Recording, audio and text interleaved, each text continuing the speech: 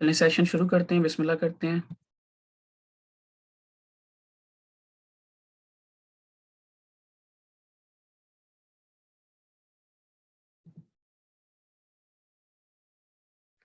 अच्छा, आज का जो हमारा सेशन है वो बेसिकली प्रोडक्ट हंटिंग पे है, प्रोडक्ट रिसर्च पे है। और प्रोडक्ट रिसर्च होता क्या है और हम प्रोडक्ट को रिसर्च किस तरह करते हैं, यानी अपनी प्रोडक्ट को हंट किस तरह करते हैं कि जिस प्रोडक्ट में हम जा रहे हैं उस प्रोडक्ट के साथ जाना हमारे लिए प्रॉफिटेबल है, या उस प्रोडक्ट के जिसको हमने हंट किया है क्या उसकी डिमांड इतनी है कि जब हम उसको लॉन्च करेंगे, उस प्रोडक्ट को जो है मार्केट में लेके जाएंगे, चाहे वो कोई भी हो। अभी हम सिर्फ नॉर्मली डिस्कस करते हैं कि वो प्रोडक्ट किसी भी मार्केट का हो सकता है। अगर हम उसको लॉन्च करेंगे तो क्या वो इतना रेवेन्यू जनरेट करेगा जितना हम एक्सपेक्ट कर रहे हैं।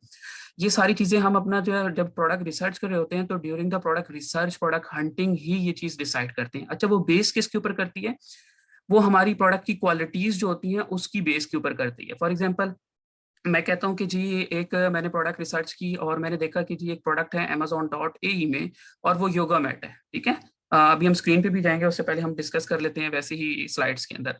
वो योगा मैट है। अब मैंने देखना है क्या उस प्रोडक्ट में इतनी क्वालिटीज हैं कि जिसके साथ मैं जा रहा हूँ, उस प्रोडक्ट के साथ जाना मेरे लिए मुनासिब है, मैं उतना रेवेन्यू बना लूंगा, प्रॉफिट जो मैं एक्सपेक्ट कर रहा था। फॉर एग्जांपल, अगर छोटी मार्केट है amazon.ae की बात करें तो मैं कंसीडर कर रहा था कि मैं तकरीबन 2500 दरहम या 3000 दरहम जो है अपना प्रॉफिट अर्न करूंगा मंथली। तो डेफिनेटली उसके पीछे अगर वो प्रोडक्ट 20,000 या 25,000 दरहम जो है रेवेन्यू जनरेट करेगा, तभी मुझे जो मेरा 25% होगा वो 25 जो है वो 2500 होगा। ठीक है। हमें जब अपनी प्रोडक्ट का रिसर्च करना है तो हमें अपनी प्रोडक्ट की क्वालिटीज निकालनी है कि उसमें कौन कौन से फीचर्स हैं, जब मैं फ्यूचर में इस प्रोडक्ट को सेल करूंगा तो क्या वो सेल होगा और किस बेस के ऊपर होगा। फिर होता है प्रोडक्ट रिसर्च में क्राइटेरिया। क्राइटेरिया हम आगे जाके स्लाइड्स में डिस्कस करेंगे कि क्राइटेरिया को हम किस तरह देख रहे होते हैं। क्राइटेरिया में बहुत सी चीजें आती हैं, हमारे कंपटीटर के रिव्यूज आते हैं, उसका रेटिंग स्कोर आता है, उसका प्रीवियस सेल्स ट्रैक रिकॉर्ड आता है। क्योंकि यूई में हमारे जो है टूल्स वर्क नहीं कर रहे होते, तो जो हम अपनी प्रोडक्ट हंट कर रहे होते हैं वो हम कर रहे होते हैं अपनी मैनुअली। मैनुअली किस तरह? हम ब्रांड एनालिटिक्स से देख रहे होते हैं कि जी जो हमारा प्रोडक्ट है उसका जो मेन कीवर्ड है उसका सर्च फ्रीक्वेंसी रैंक क्या है। सर्च फ्रीक्वेंसी रैंक भी हम आगे जाके डिस्कस करते हैं कि उसको हमने कैसे एनालिसिस करना है। फिर आता है कि प्रोडक्ट रिसर्च टूल्स कौन से हम यूज करते हैं। दोबारा वही बात कि यहाँ पे टूल्स वर्क नहीं करते हैं amazon.ai में, तो हमने जो भी प्रोडक्ट हंट करनी है वो हमने उसके बीएसआर को, अपने कंपटीटर के बीएसआर को देख के, उसको एनालिसिस करके और उस प्रोडक्ट के मेन कीवर्ड को और उसके सब कीवर्ड्स को जो है ब्रांड एनालिटिक में रिसर्च फ्रीक्वेंसी रैंक को देख के करनी है। अगर उसका search frequency rank less than 500 होगा, it will be consider as a good product, यानी वो प्रोडक्ट एक ऐसी प्रोडक्ट होगी जिसको हम कह सकते हैं अच्छी है। लेकिन बाकी फीचर्स भी हमें एनालिसिस करने हैं कि उसके बाकी फीचर्स कैसे हैं।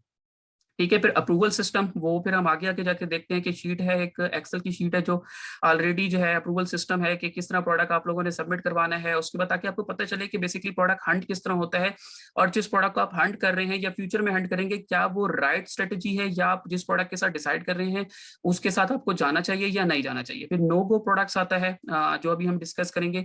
अच्छा, नो गो प्रोडक्ट से मुराद वो है कि वो प्रोडक्ट जिसमें हमें अमेजोन अलाउ नहीं करता, या वो डिफरेंट डॉक्यूमेंट जो है उसको रिक्वायर्ड होते हैं उस प्रोडक्ट को अप्रूव करने के लिए। फॉर एग्जांपल, हम देखते हैं कि कुछ बैटरीज हैं, जैसे पावर बैंक है। अगर मैं पावर बैंक की बात करूं और पावर बैंक को सेल करने चाहूं तो मैं देखूंगा कि अगर मैं पावर बैंक सेल करूंगा तो अमेजोन मुझसे डॉक्यूमेंट्स डिमांड करेगा जो मेरे पास नहीं होंगे, क्योंकि वो गेटेड कैटेगरी है। अब मुझे क्या करने का पड़ेगा? उसके लिए अप्रूवल लेना पड़ेगा। तो हम ऐसी प्रोडक्ट में नहीं जाते जहां पर हमें अमेजोन जो है डिफरेंट डॉक्यूमेंट्स की डिवाइड जो हमसे डिमांड करे। अच्छा, एक चीज ये हो गई। फिर होता है कुछ प्रोडक्ट्स होते हैं वो बहुत ज्यादा सेंसिटिव होते हैं, जैसे बच्चों अपने जो आपका आपने अक्सर देखा होगा कि किड्स के टॉयज होते हैं वो अमेजोन अलाउ नहीं करता। जो किड के जो हमारे टॉयज होते हैं किड्स के, वो अलाउ क्यों नहीं करता? रीजन इज दैट कि वो इतने ज्यादा कुछ मैं ये सब टॉयज की बात नहीं कर रहा, कुछ जो है हमारे टॉयज ऐसे होते हैं किड्स के जो सेंसिटिव होते हैं, उनकी बॉडी जो है वो बहुत ज्यादा सेंसिटिव होती है जिसकी वजह से वो एलर्जी कर जाते हैं। तो अमेजोन उन प्रोडक्ट्स को भी जो है वहां पे अलाउ नहीं करता। अच्छा, फिर कुछ प्रोडक्ट्स ऐसी होती हैं जो आपकी बॉडी को जो है खराब कर जाती हैं। फॉर एग्जांपल, मैं कहता हूँ इलेक्ट्रिक की कैटेगरी में हम कोई ऐसी प्रोडक्ट सेल कर रहे हैं, कोई लीड है, कोई वायर है, और वो जो है इलेक्ट्रिक शॉर्ट की वजह से जल जाती है। उससे क्या होगा कि आप अगर उस प्रोडक्ट को यूज कर रहे हैं तो उसका आपको नुकसान उठाना पड़ सकता है। ऐसी प्रोडक्ट अमेजोन जो इसको अलाउ नहीं करता या अपने अप्रूवल सिस्टम में डालता है, हम उस प्रोडक्ट के साथ नहीं जाते। ठीक है, ये चीज हो गया। फिर अप्रूवल सिस्टम है वो हम पे फर्दर जो है आगे डिस्कस करते हैं। अच्छा, ये एक थोड़ा सा रिसर्च क्राइटेरिया है, या यूं समझ लें कि ये एक बहुत जबरदस्त रिसर्च है। जब भी हम अमेजोन पे किसी प्रोडक्ट को लेके जा रहे होते हैं, तो हम पहले फर्स्ट जो चार हमारे इसमें पॉइंट्स है ना, price, product features, brand, online reviews, हम इन चार चीजों को बहुत ज्यादा वॉच करते हैं। अच्छा, वॉच किस तरह करते हैं कि ये रिसर्च है जिसमें बताता है कि आप जब किसी प्रोडक्ट को सेल कर रहे हैं, या कोई और कंपटीटर या कोई ब्रांड किसी प्रोडक्ट को सेल कर रहा है, तो जो बायर के पॉइंट ऑफ व्यू से जब बायर उस प्रोडक्ट को बाय करने आता है, तो वो सबसे पहले उस प्रोडक्ट की प्राइस देखता है। फॉर एग्जाम्पल मैं कहता हूं कि टॉप 10 कंपटीटर्स हैं, कोई अपनी प्रोडक्ट को 40 दिरहम में सेल कर रहा है, कोई 50 में दिरहम में सेल कर रहा है, कोई 59 में सेल कर रहा है, और कोई 55 में कर रहा है। अच्छा, अब इनकी डिफरेंट प्राइस हैं। अब अमेजोन के सिस्टम में क्या होगा, जब बायर आया है तो बायर अट्रैक्ट उन पे होगा जिन्होंने प्रमोशंस लगाई हुई होंगी। प्रमोशंस डिफरेंट टाइप्स की हो सकती हैं, उन्होंने कूपन्स की सूरत में लगाई हुई हो सकती हैं, उन्होंने प्राइम डील की सूरत में लगाई हुई हो सकती हैं, उन्होंने जो है डिस्काउंट की सूरत में लगाई हुई हो सकती हैं, उन्होंने डिफरेंट डील्स आती हैं, फ्राइडे डील्स, वेडनेसडे डील्स, इस तरह की किसी डील्स में अपने आप को एनरोल किया हुआ हो। तो प्रमोशन जो है बायर को 27% जो है वो अट्रैक्ट करती है उसकी प्रोडक्ट की बाइंग में। अच्छा, फिर आता है प्रोडक्ट के फीचर्स। आप अपनी प्रोडक्ट के फीचर्स को किस तरह डिस्क्राइब करते हैं? पहले जरा हम जरा अमेजोन पे जाते हैं और देखते हैं कि प्रोडक्ट के फीचर्स होते क्या हैं। कीवर्ड टाइप किया है योगा मैट, यहाँ पे हम इसलिए आए हैं ताकि हम देख सकें कि एक प्रोडक्ट के फीचर्स क्या होते हैं और उसकी बिहाफ के ऊपर जो है, या उसकी बेस के ऊपर प्रोडक्ट किस तरह सेल हो रही होती है।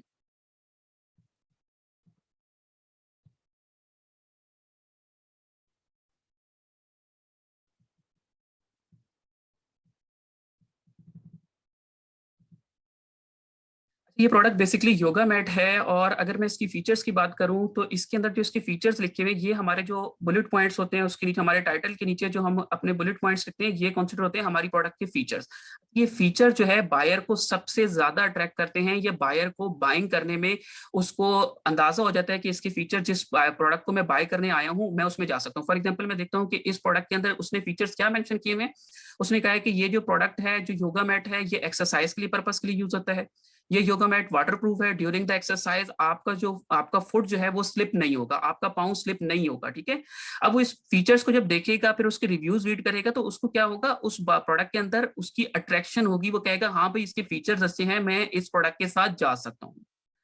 यहाँ तक आ गई हमारी फीचर्स की बात। आगे हम जाते हैं ब्रांड बिल्डिंग के ऊपर।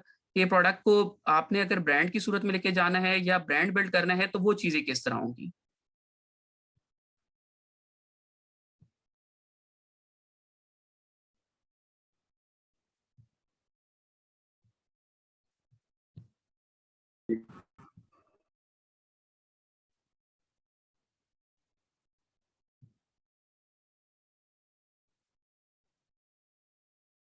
अच्छा, ब्रांड बेसिकली क्या होता है? अगर मैं आपको एग्जांपल दूं कि डिफरेंट बड़े ब्रांड्स होते हैं, वो प्रोडक्ट को आप अवेयरनेस सेशन लगाते हैं या अवेयरनेस कैंपेन्स लगाते हैं डिफरेंट, जिससे आपका ब्रांड बिल्ड होता है। अच्छा, ब्रांड क्या होता है? आपने एक प्रोडक्ट लॉन्च की, लॉन्च करने के बाद आपने नॉर्मल कैंपेन्स रन की उसके बाद उस प्रोडक्ट के ऊपर।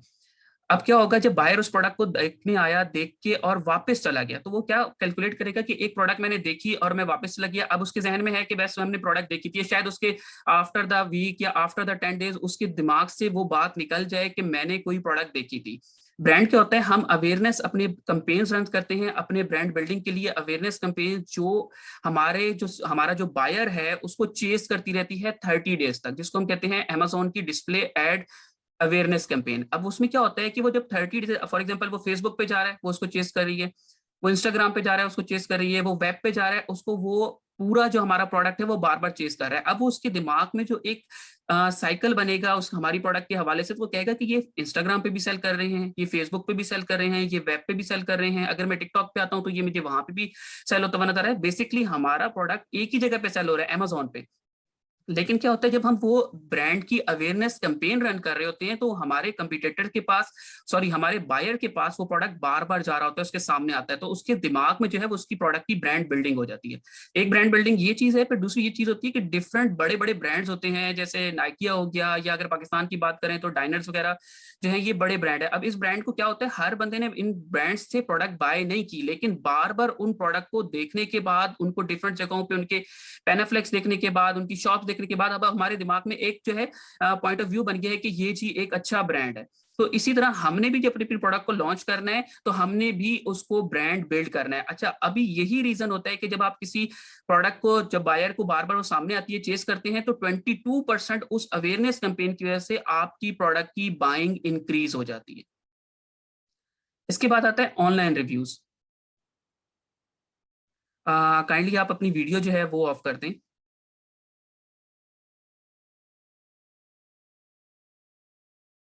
अच्छा, इसके बाद आता है ऑनलाइन रिव्यूज। ऑनलाइन रिव्यूज क्या होते हैं प्रोडक्ट के?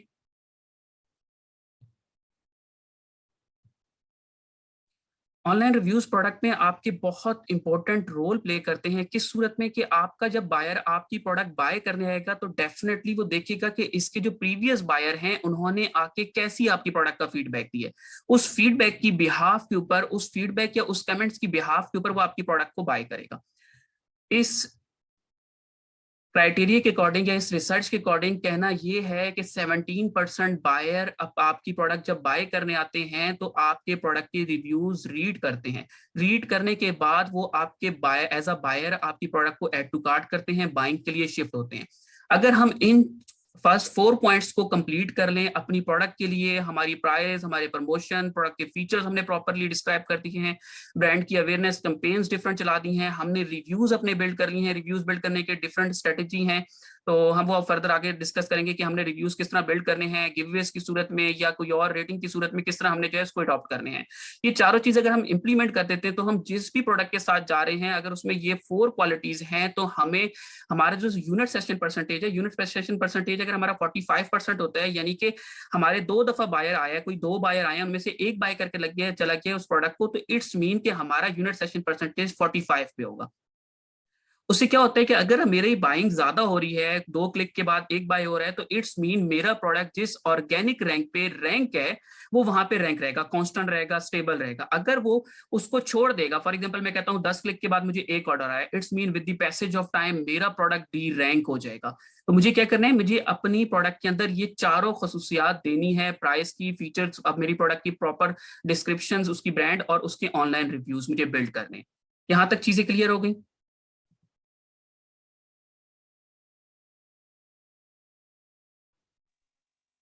Yes sir. Yes sir.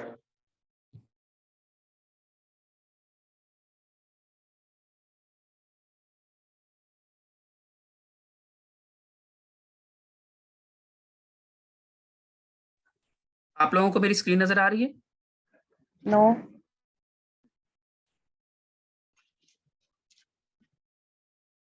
No sir.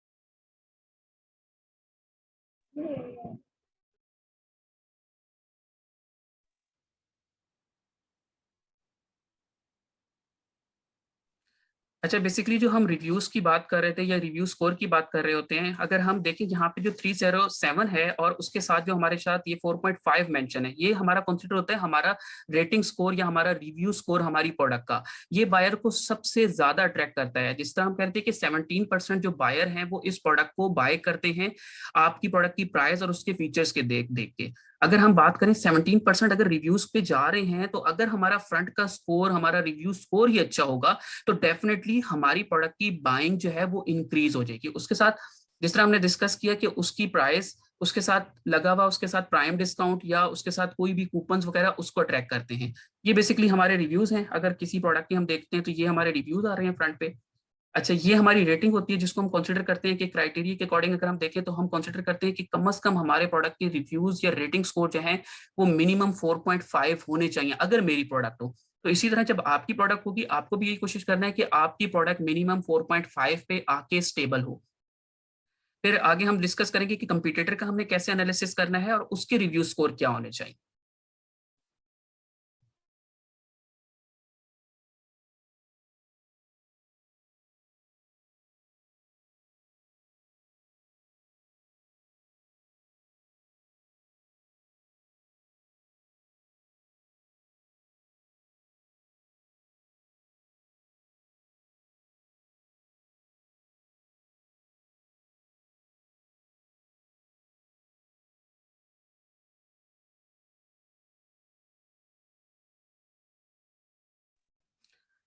अच्छा, अगर आपकी प्रोडक्ट आपने अपनी प्रोडक्ट प्रॉपर रिसर्च कर ली है, प्रॉपर हंट कर ली है, तो वो आपको डिजायर रिजल्ट देगी। डिजायर रिजल्ट से मुराद यहाँ पे ये है कि फॉर एग्जांपल मैंने एक्सपेक्ट किया है कि मैंने एनालिसिस किया था जिस प्रोडक्ट का, वो प्रोडक्ट हमारा कंपटीटर 20,000, सेकंड कंपटीटर 25,000 या थर्ड कंपटीटर 15,000 रेवेन्यू जनरेट कर रहा था। तो क्या होगा कि मुझे भी पता होगा कि जो मेरी प्रोडक्ट्स होगी या मैं जिस प्रोडक्ट को लॉन्च करने जा रहा हूँ, वो फ्यूचर में मुझे भी, अगर मैं उसी रैंक पे आके स्टेबल हूँ, तो मेरा भी प्रॉफिट या मेरा भी रेवेन्यू उतना ही जनरेट होगा।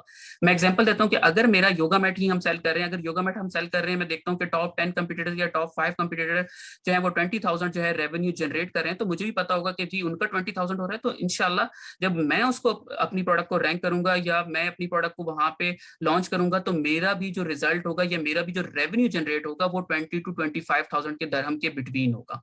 ठीक है, यहाँ तक चीज होगी। फिर आता है ब्रांड बिल्डिंग। जिस तरह अभी हमने डिस्कस किया कि हमने अपनी प्रोडक्ट को ब्रांड किस तरह बिल्ड करना है, यहाँ पे हमने एक एग्जांपल दी है नाइकी की। अब लोगों को पता है कि जी नाइकी क्या है। अगर कोई नाइकी के शूज बाय करता है तो वो कभी भी लाहौर शूज से या किसी और शूज मार्केट से अपनी प्रोडक्ट को, अपनी उसको जो शूज को है बाय नहीं करेगा। वो कोशिश करेगा, क्योंकि वो अपने प्रोडक्ट को, उसको चाहती यही है कि वो ब्रांड को बाय करे, तो वो उसी को बाय करेगा। तो हमने भी क्या करनी है, अपनी प्रोडक्ट की ब्रांड बिल्डिंग करनी है, ताकि उसको अवेयरनेस हो कि हम भी कोई एक बहुत बड़े सेलर हैं। चाहे हम सिंगल प्रोडक्ट सेल कर रहे हैं, लेकिन हम एक बहुत बड़े सेलर हैं जो डिफरेंट मार्केट प्लेस पे अपनी प्रोडक्ट को सेल कर रहे हैं। अच्छा, फिर जब हम किसी भी, अगर हम, अच्छा हमारा डिजायर प्रोडक्ट होगा, हमारा रिसर्च सही होगी, हमारा क्राइटेरिया के अकॉर्डिंग हम अपनी अपनी प्रोडक्ट हंट की होगी, रिसर्च की होगी, तो वो हमेशा ही लॉन्ग टर्म प्रॉफिट देगा हमें। किस तरह देगा? आपका जो मंथली प्रॉफिट है, अगर उसकी डिमांड अच्छी है, लास्ट 12 मंथ में उसकी डिमांड बिल्कुल सही चल रही है, उसका लास्ट 3 ईयर का जो है ट्रेंड वो सही है, तो वो जब आप उसका एनालिसिस करेंगे, एनालिसिस के बाद उसको जब रैंक करेंगे या उसको लॉन्च करेंगे, तो वो मंथली बेस पे जो प्रॉफिट देगा वो भी उसका स्टेबल होगा। जब आपका प्रॉफिट स्टेबल होगा तो डेफिनेटली आपको मंथली भी, डेली बेस पे भी प्रॉफिट अच्छा आएगा और मंथली भी आएगा, और फिर वो आपके एसेट में शिफ्ट हो जाएगा। एसेट से क्या मुराद होता है कि आपने एक लिस्टिंग क्रिएट की, आफ्टर द 1 ईयर या आफ्टर द 1.5 ईयर आप उस लिस्टिंग को बड़ी मार्केट या छोटी मार्केट के एनालिसिस के मुताबिक आप उसको, पूरी लिस्टिंग को सेल करते हैं। फॉर एग्जाम्पल मैं कहता हूं कि आपने अपनी पूरी प्रोडक्ट 20,000 दरहम में जो है वो लॉन्च की है, और आफ्टर द 1 ईयर आप उसी प्रोडक्ट को, अगर आपका रेवेन्यू या आपका प्रॉफिट 3,000 दरम है, तो आप अपनी प्रोडक्ट को 30 से मल्टीप्लाई करके अपनी प्रोडक्ट को, पूरी लिस्टिंग को फ्लिप कर देंगे।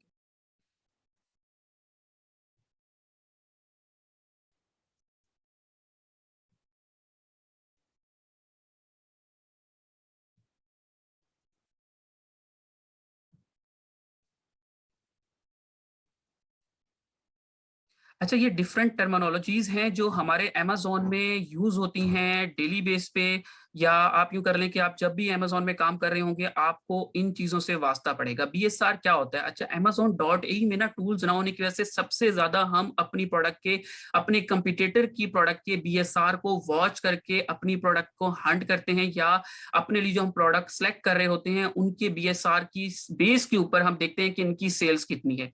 उसकी बेस के ऊपर हम ये अंदाजा कर लेते हैं कि जी जिस प्रोडक्ट के साथ मैंने जाना है, मैं जा सकता हूं कि नहीं। बीएसआर होता क्या है? हम दोबारा amazon.ai पे आ जाते हैं।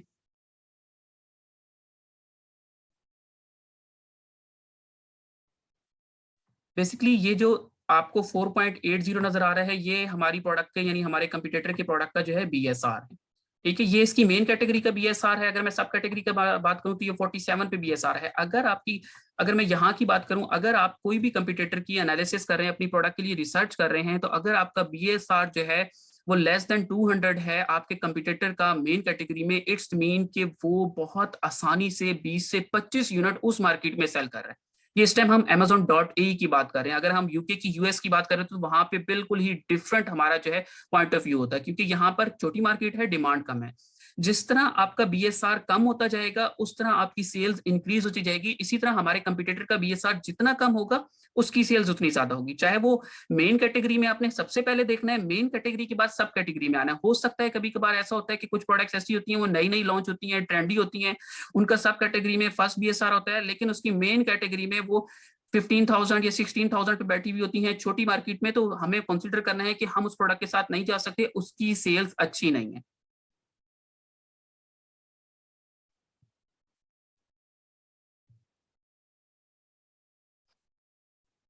अच्छा, वापस आ जाते हैं अपनी स्लाइड्स के ऊपर। यहाँ पे कीवर्ड्स मेंशन है। अगर हम अपनी प्रोडक्ट का एनालिसिस कर रहे हैं, चाहे वो amazon.ai है या कोई भी मार्केट है, तो हमें अपने प्रोडक्ट के मेन कीवर्ड और उसके सब कीवर्ड्स निकालने पड़ते हैं, जिसको हम एडिशनल कीवर्ड्स भी कहते हैं।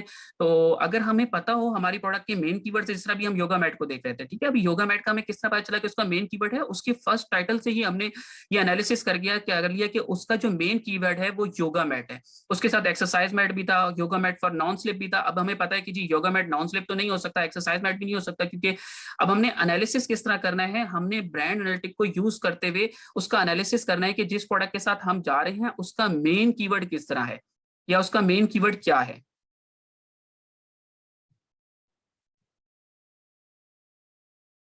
फॉर एग्जाम्पल अभी हम सर्च फ्रीक्वेंसी रैंक पे भी आएंगे कि सर्च फ्रीक्वेंसी रैंक क्या होता है, हमें डिमांड का किस तरह पता चलता है। अगर हम amazon.ai की बात करें,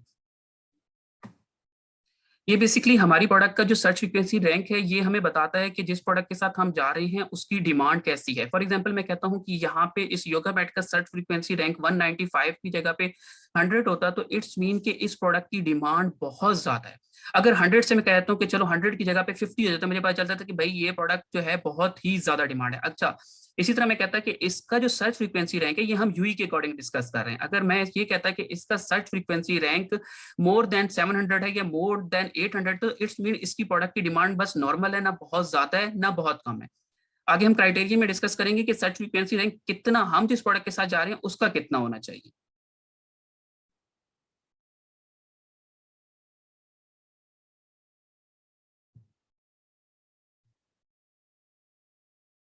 अच्छा, एसन क्या होता है? अभी हमने साथ में ही प्रोडक्ट खोली हुई है, ओपन की हुई है, यहाँ से हम देख लेते हैं। ये बेसिकली एसन होता है जो हमें ये बताता है कि जो हमारी, जब भी हम कोई लिस्टिंग क्रिएट करते हैं अमेजोन पे, चाहे वो डमी लिस्टिंग हो या नॉर्मल हमारी प्रॉपर लिस्टिंग हो, तो अमेजोन हमें एक नंबर अलॉट करता है जिसको हम कहते हैं कि हमारी प्रोडक्ट का जो है वो स्टैंडर्ड जो है आइडेंटिफिकेशन नंबर है, या अमेजोन स्टैंडर्ड आइडेंटिफिकेशन नंबर है, जो बताता है कि हमारी प्रोडक्ट कौन सी है, उसकी क्या फीचर्स हैं, उसकी क्या इमेजेस हैं, वो किस बिहाफ पे या किस कैटेगरी में सेल हो रही है। ये अमेजोन की तरफ से एक आपको नंबर अलॉट होता है जो आपकी प्रोडक्ट को आइडेंटिफाई करता है। फिर आ जाता है यूपीसी। यूपीसी कंसिडर होता है हमारा यूनिवर्सल प्रोडक्ट कोड। आप जब भी अपनी प्रोडक्ट को जो है अपनी लिस्टिंग को क्रिएट करेंगे अमेजोन में, तो आपको ये रिक्वायर्ड होगा, या आपको EAN रिक्वायर्ड होगा या यूपीसी रिक्वायर्ड होगा, ठीक है। फिर आता है FNSKU। FNSKU बेसिकली एक हमारी प्रोडक्ट, जब हम अपनी प्रोडक्ट को अमेजोन में भेजते हैं, अमेजोन के वेयर हाउस में शिफ्ट करते हैं, तो हमें एक अमेजोन की तरफ से हमारे बॉक्स के लेबल के लिए एक डॉक्यूमेंट दिया जाता है, पेज की सूरत में या लेबल की सूरत में। हम उसके अपने बॉक्स के ऊपर उसको जो है चिपसा करते हैं। उसके पीछे रीजन ये होता है ताकि जब अमेजोन के वेयर हाउस में चले जाए तो अमेजोन को भी पता हो, हमें भी पता हो कि इस आइडेंटिफिकेशन नंबर से हमने उसको अमेजोन में शिफ्ट किया था, और फिर अमेजोन जब उसको सर्च कर रहा हो, हमारे स्टॉक को देख रहा हो, तो वो भी हमारे जो SKU है, हमारा FNSKU है, उसके अकॉर्डिंग जो है हमारी प्रोडक्ट को एनालिसिस कर ले कि इनका जो है बॉक्स है वो कहाँ पे है, ठीक है। यहाँ तक हमारी चीजें क्लियर हो गई। आगे जिस तरह हमने पहले गेटेड कैटेगरी वाला डिस्कस किया था कि गेटेड कैटेगरी में हमें जाना है, वो हम पहले डिस्कस कर चुके हैं। फिर बेबीज प्रोडक्ट वाला भी हम डिस्कस कर चुके हैं।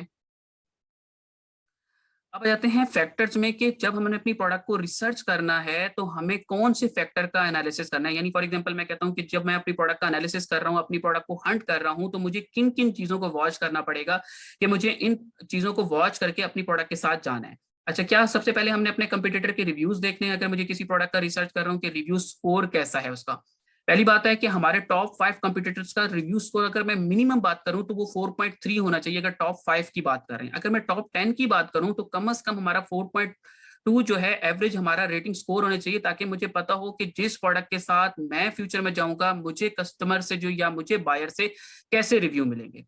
फिर आता है सर्च वॉल्यूम, क्योंकि यहाँ पर हमारे टूल्स वर्क नहीं करते, तो यहाँ पे हम based on the search frequency rank ही अपनी प्रोडक्ट का एनालिसिस करते हैं। सर्च फ्रीक्वेंसी रैंक जितना कम होगा, हमारी प्रोडक्ट के मेन कीवर्ड का सर्च फ्रीक्वेंसी रैंक जितना कम होगा, उसकी डिमांड ज्यादा होगी। जितना हमारा सर्च फ्रीक्वेंसी रैंक इंक्रीज होता जाएगा उतनी डिमांड कम हो जाएगी। फॉर एग्जांपल, अगर हमारे प्रोडक्ट का सर्च फ्रीक्वेंसी रैंक जो है वो 200 टू 500 के बिटवीन होगा, तो इट्स मीन हमारी प्रोडक्ट की डिमांड अच्छी है। फिर आता है रेवेन्यू। कि जी जिस प्रोडक्ट के साथ मैं जा रहा हूं उसका रेवेन्यू कितना जनरेट हो रहा होगा, या उस रेवेन्यू से मैं किस तरह, मैं पहली बात यह है कि हम एनालिसिस किस तरह करेंगे, क्योंकि टूल्स वर्क नहीं कर रहे तो हमने अपने टॉप 5 के कंपटीटर्स के बीएसआर को वॉच करके उसका एनालिसिस करना है। फॉर एग्जांपल मेरा फर्स्ट कंपटीटर है, उसका बीएसआर 200 है, मेरा सेकंड कंपटीटर है, उसका बीएसआर मेन कैटेगरी की बात कर रहा हूँ, उसका 230 है, मेरा थर्ड कंपटीटर है उसका 240। अब मुझे पता चल गया कि जी मेरा फर्स्ट कंपटीटर अगर 25 यूनिट सेल कर रहा है, अगर उसका 200 बीएसआर है, मेरा सेकंड कंपटीटर अगर उसका 230 है, इट्स मीन वो 22 या 23 यूनिट सेल कर रहा है, जो 250 वाला है वो कम से कम मैं एक्सपेक्ट करूंगा कि वो 20 यूनिट्स निकाल रहा है। अच्छा, वो 20 यूनिट्स डेली के निकाल रहा है, अगर उसका बीएसआर जो है वो कांस्टेंट है, स्टेबल है अपनी पोजीशन पे। जब डेली बेस पे 20 यूनिट्स मैंने एनालिसिस कर लिया, मैं अब उस 20 को 30 से मल्टीप्लाई कर दूंगा, मुझे पता चल जाएगा कि मेरा कंपटीटर कितना रेवेन्यू जनरेट कर रहा है, और अगर मैं फ्यूचर में उस जितने रिव्यूज रेटिंग बिल्ड करता हूं तो मैं कितना रेवेन्यू जो है जनरेट करूंगा, और उसी की बेस के ऊपर मेरा प्रॉफिट निकलेगा। फिर रेटिंग आ जाता है, जिस तरह मैंने कहा था कि हम अपनी प्रोडक्ट, जब भी कोई प्रोडक्ट का रिसर्च कर रहे होते हैं तो हम रेटिंग को वॉच कर रहे होते हैं कि रेटिंग स्कोर कितना है मेरे कंपटीटर्स के, वही मुझे बताएगा कि मैं इस प्रोडक्ट में जा सकता हूं या नहीं जा सकता। एवरेज सेलिंग प्राइस, अच्छा कुछ प्रोडक्ट्स ऐसी होती हैं जिसमें आप एनालिसिस कर लेते हैं, आपको पता चल जाता है प्रोडक्ट की डिमांड अच्छी है, मार्केट की आप रिसर्च अच्छी कर लेते हैं, आपको पता चल जाता है कि अगर इसको मैं सेल करूंगा प्रॉफिट भी जनरेट कर लूंगा, लेकिन उस प्रोडक्ट में प्राइस वॉर होती है। प्राइस वॉर किस सूरत में? फॉर एग्जाम्पल मैं कहता हूं कि एक कंपटीटर आपका टॉप का 50 दरहम का प्रोडक्ट सेल कर रहा है, और उसी में थर्ड में आके एक सेलर बैठ गया, वो 50 की जगह में 25 या 20 में सेल कर रहा है, तो उस प्रोडक्ट में हम नहीं जाएंगे जिसकी एवरेज सेलिंग प्राइस कम होगी, हमने उसमें जाना है जिसकी एवरेज सेलिंग प्राइस 50 to 70 दरहम होगी। फिर हम देखते हैं कि आज इस प्रोडक्ट में मैं जा रहा हूं, अभी हम गूगल के उस पर भी एनालिटिक पे भी आएंगे कि हम ट्रेंडी को किस तरह देख रहे होते हैं। क्या मैं जिस प्रोडक्ट में जा रहा हूं वो ट्रेंडी तो नहीं है? फॉर एग्जाम्पल मैं कहता हूं ट्रेंडी प्रोडक्ट होती क्या है। फॉर एग्जाम्पल मैं कहता हूं कि ड्यूरिंग द कोविड-19 जो मास्क हो गए, ग्लव्स हो गए, सैनिटाइजर्स हो गए, ये बहुत ज्यादा सेल इनका जो है इंक्रीज होगी, इनकी सेल्स इंक्रीज होगी। आफ्टर द कोविड-19 या कोविड-19 के कम होने के बाद इनकी सेल जो है एकदम डिक्रीज होगी। फॉर एग्जाम्पल अगर उनके जो कीवर्ड है उसका सर्च वॉल्यूम 2 लाख था, वो 2 लाख से डिक्रीज होकर 10,000 पे आ गया, तो इट्स मीन कि हमें ऐसी प्रोडक्ट में नहीं जाना जो ट्रेंडी है, किसी इवेंट की वजह से या किसी इंसिडेंट की वजह से ऊपर आई है। अच्छा, फिर हम आ जाते हैं वेट के ऊपर कि हमारी प्रोडक्ट का वेट कितना होना चाहिए, क्या हम उस वेट की, जिस प्रोडक्ट के वेट के साथ जा रहे हैं वो हमारे लिए जाना सुटेबल है कि नहीं। फॉर एग्जांपल अगर किसी प्रोडक्ट का वेट 1.5 है तो आप उस प्रोडक्ट के साथ कभी भी ना जाएं, क्योंकि वो बल्कि प्रोडक्ट है, एक तो अमेजोन के स्टैंडर्ड साइज से निकल जाएगी, ओवर साइज में चली जाएगी, अमेजोन आपसे उसकी एफबी और रेफरल फीस बहुत ज्यादा चार्ज करेगा, लेकिन उसके साथ साथ जब आप उस प्रोडक्ट को शिप करेंगे तो आपके शिपमेंट के चार्जेस भी बहुत ज्यादा होंगे। इसलिए आपने हमेशा कोशिश करनी है कि आपकी प्रोडक्ट का वेट जो है 1.5 केजी से लेस हो। मेरी तरफ से तो ये रेकमेंड है कि आप कोशिश करें कि आपकी प्रोडक्ट का वेट जो है वो लेस देन 1 केजी हो, वो आपके लिए ज्यादा सुटेबल है, क्योंकि आपकी जो शिपिंग चार्जेस हैं जो आप सप्लायर से बाय करके अपने फ्रेट से लेके जा रहे होंगे तो वो आपको कम लगेंगे। ठीक है, तो हमें कोशिश करनी है कि हमारी प्रोडक्ट का जो शिपिंग चार्जेस कम करने के लिए हमने अपनी प्रोडक्ट को हमेशा ही 1 केजी से नीचे रखना है।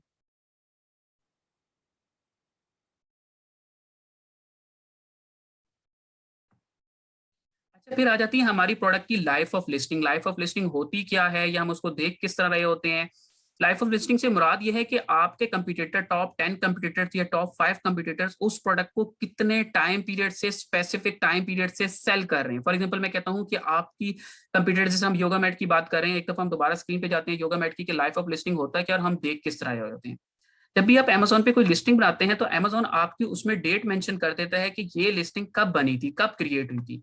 उससे क्या हमें पता चल जाता है। फॉर एग्जांपल इस पे लिखा है कि ये लिस्टिंग जो है 2020 की 8 अप्रैल को जो है लिस्टिंग क्रिएट हुई थी। अब इससे हमें पता चल जाएगा कि इस लिस्टिंग की जो एज है वो कम से कम भी 2 इयर्स है। हमें हमेशा अपनी जब प्रोडक्ट एनालिसिस करनी है, चाहे वो माइक्रो पीएल है या पीएल है, हमें ये कंसीडर करना है कि हमारी प्रोडक्ट की जो एज है, हमारे कंपटीटर की प्रोडक्ट की लिस्टिंग की एज वो कम से कम मोर देन 6 मंथ हो, तब तो हम उस प्रोडक्ट के साथ जाएंगे, अदरवाइज हम उस प्रोडक्ट के साथ नहीं जाएंगे, क्योंकि हमें पता होगा कि वो प्रोडक्ट हो सकता है मे बी वो ट्रेंडी हो सकता है उस प्रोडक्ट को आफ्टर द 6 मंथ या आफ्टर द 1 ईयर उसको एकदम जो है डाउनफॉल आ जाए, उसका सर्च वॉल्यूम गिर जाए। तो ये सारी चीजें हमें एनालिसिस करनी चाहिए। रेवेन्यू को हम पहले डिस्कस कर चुके हैं।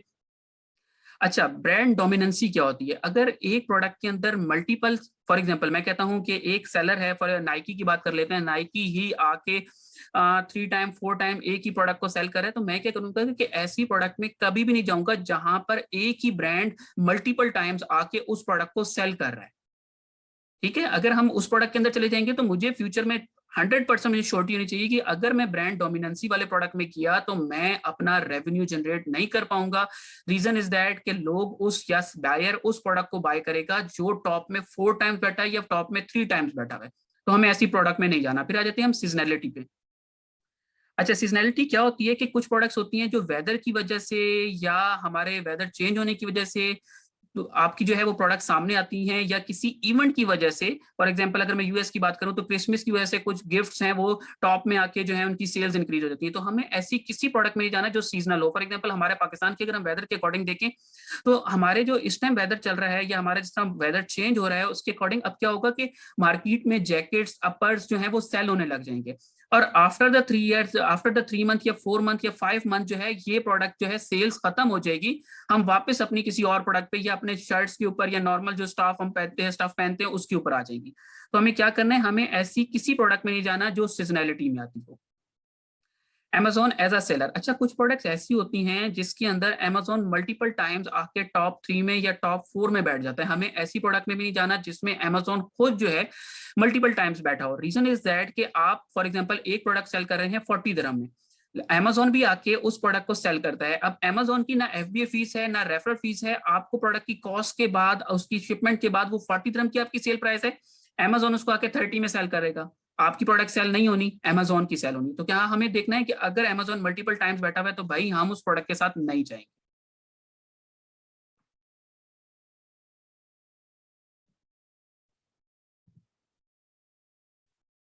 यहां तक चीजें क्लियर हो गई हैं?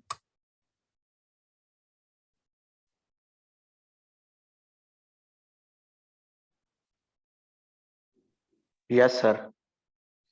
अच्छा, अगर हम प्रोडक्ट रिव्यूज की बात करें तो जब भी आप किसी प्रोडक्ट का एनालिसिस कर रहे हो, अभी हम यूई को डिस्कस कर रहे हैं तो हम यूई तरफ रहते हैं कि अगर हम किसी प्रोडक्ट का चेस कर रहे हैं कि हम इसको हंट कर रहे हैं, इसकी रिसर्च कर रहे हैं, तो हमने कोशिश करनी है कि जिस प्रोडक्ट के साथ हम जा रहे हैं उसके जो टॉप 5 में कंपिटिटर्स बैठे हैं उसके रिव्यूज जो हैं वो लेस देन 200 हो। डेफिनेटली जब उसके रिव्यूज लो होंगे तो उसको कम्पीट करना, उसने रिव्यूज बिल्ड करना, उसको रैंक करना हमारे लिए आसान होगा। अगर मैं बात करूं कि अगर हमारी प्रोडक्ट के हाई, मैं किसी ऐसी प्रोडक्ट में चला जाता हूं जिसके हाई रिव्यूज होते हैं, तो इट्स मीन कि मेरा कंपटीशन जो है या मेरी प्रोडक्ट जब मैं उसको लॉन्च कर रहा हूँ उसका जो कंपटीशन है वो भी हाई होगा। मुझे एडवर्टाइजमेंट भी ज्यादा करनी पड़ेगी, मुझे उसकी मार्केटिंग भी ज्यादा करनी पड़ेगी। तो मुझे क्या है, मुझे ऐसी प्रोडक्ट में जाना है जिन रिव्यूज को मैं चेस कर सकूं। फिर आता है कि आप ऐसी प्रोडक्ट के अंदर जाएं जिसके रिव्यूज जो हैं वो नॉर्मल हो। नॉर्मल से मुराद ये है कि हम कंसीडर करते हैं यूई की मार्केट है तो 150 तक रिव्यूज हैं, मुझे पता है कि मैं विद इन 6 मंथ या विद इन 4 मंथ उन रिव्यूज को चेस कर दूंगा। क्या होता है, Amazon पे हम रिव्यूज तो बिल्ड कर सकते हैं लेकिन Amazon आपको चेस करता है, आपकी प्रोडक्ट को बेसिकली चेस करता है।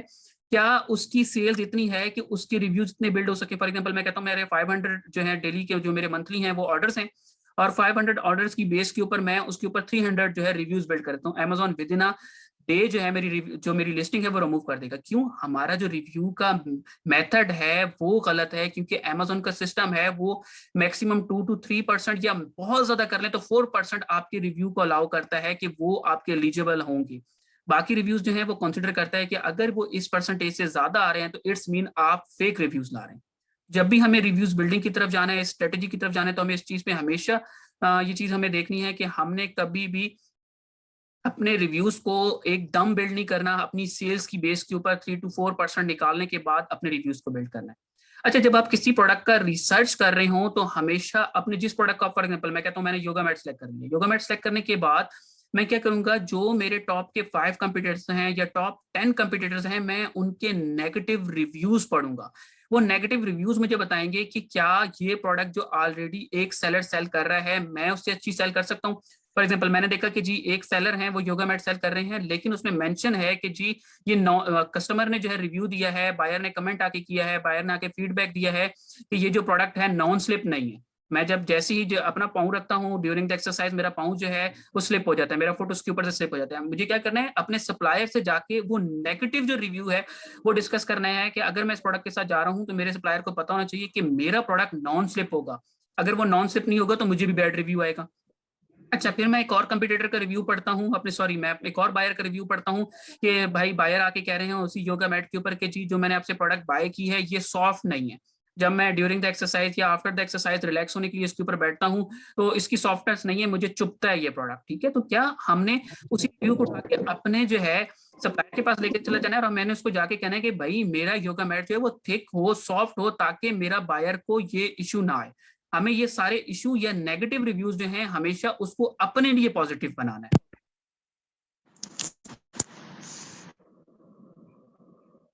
सर फ्रीक्वेंसी रैंक ऑलरेडी हमने डिस्कस किया, अब जरा हम प्रॉपरली डिस्कस कर लेते हैं कि ये होता क्या है और इसकी बेस के ऊपर काइंडली ये जो लाइंस कर रहे हैं उनसे मैं कहूंगा कि इस चीज को अवॉइड कर। ठीक है, अच्छा, सर्च फ्रीक्वेंसी रैंक बेसिकली होता क्या है और सर्च फ्रीक्वेंसी रैंक की बिहाफ के ऊपर हम अपने प्रोडक्ट का एनालिसिस किस तरह कर रहे होते हैं।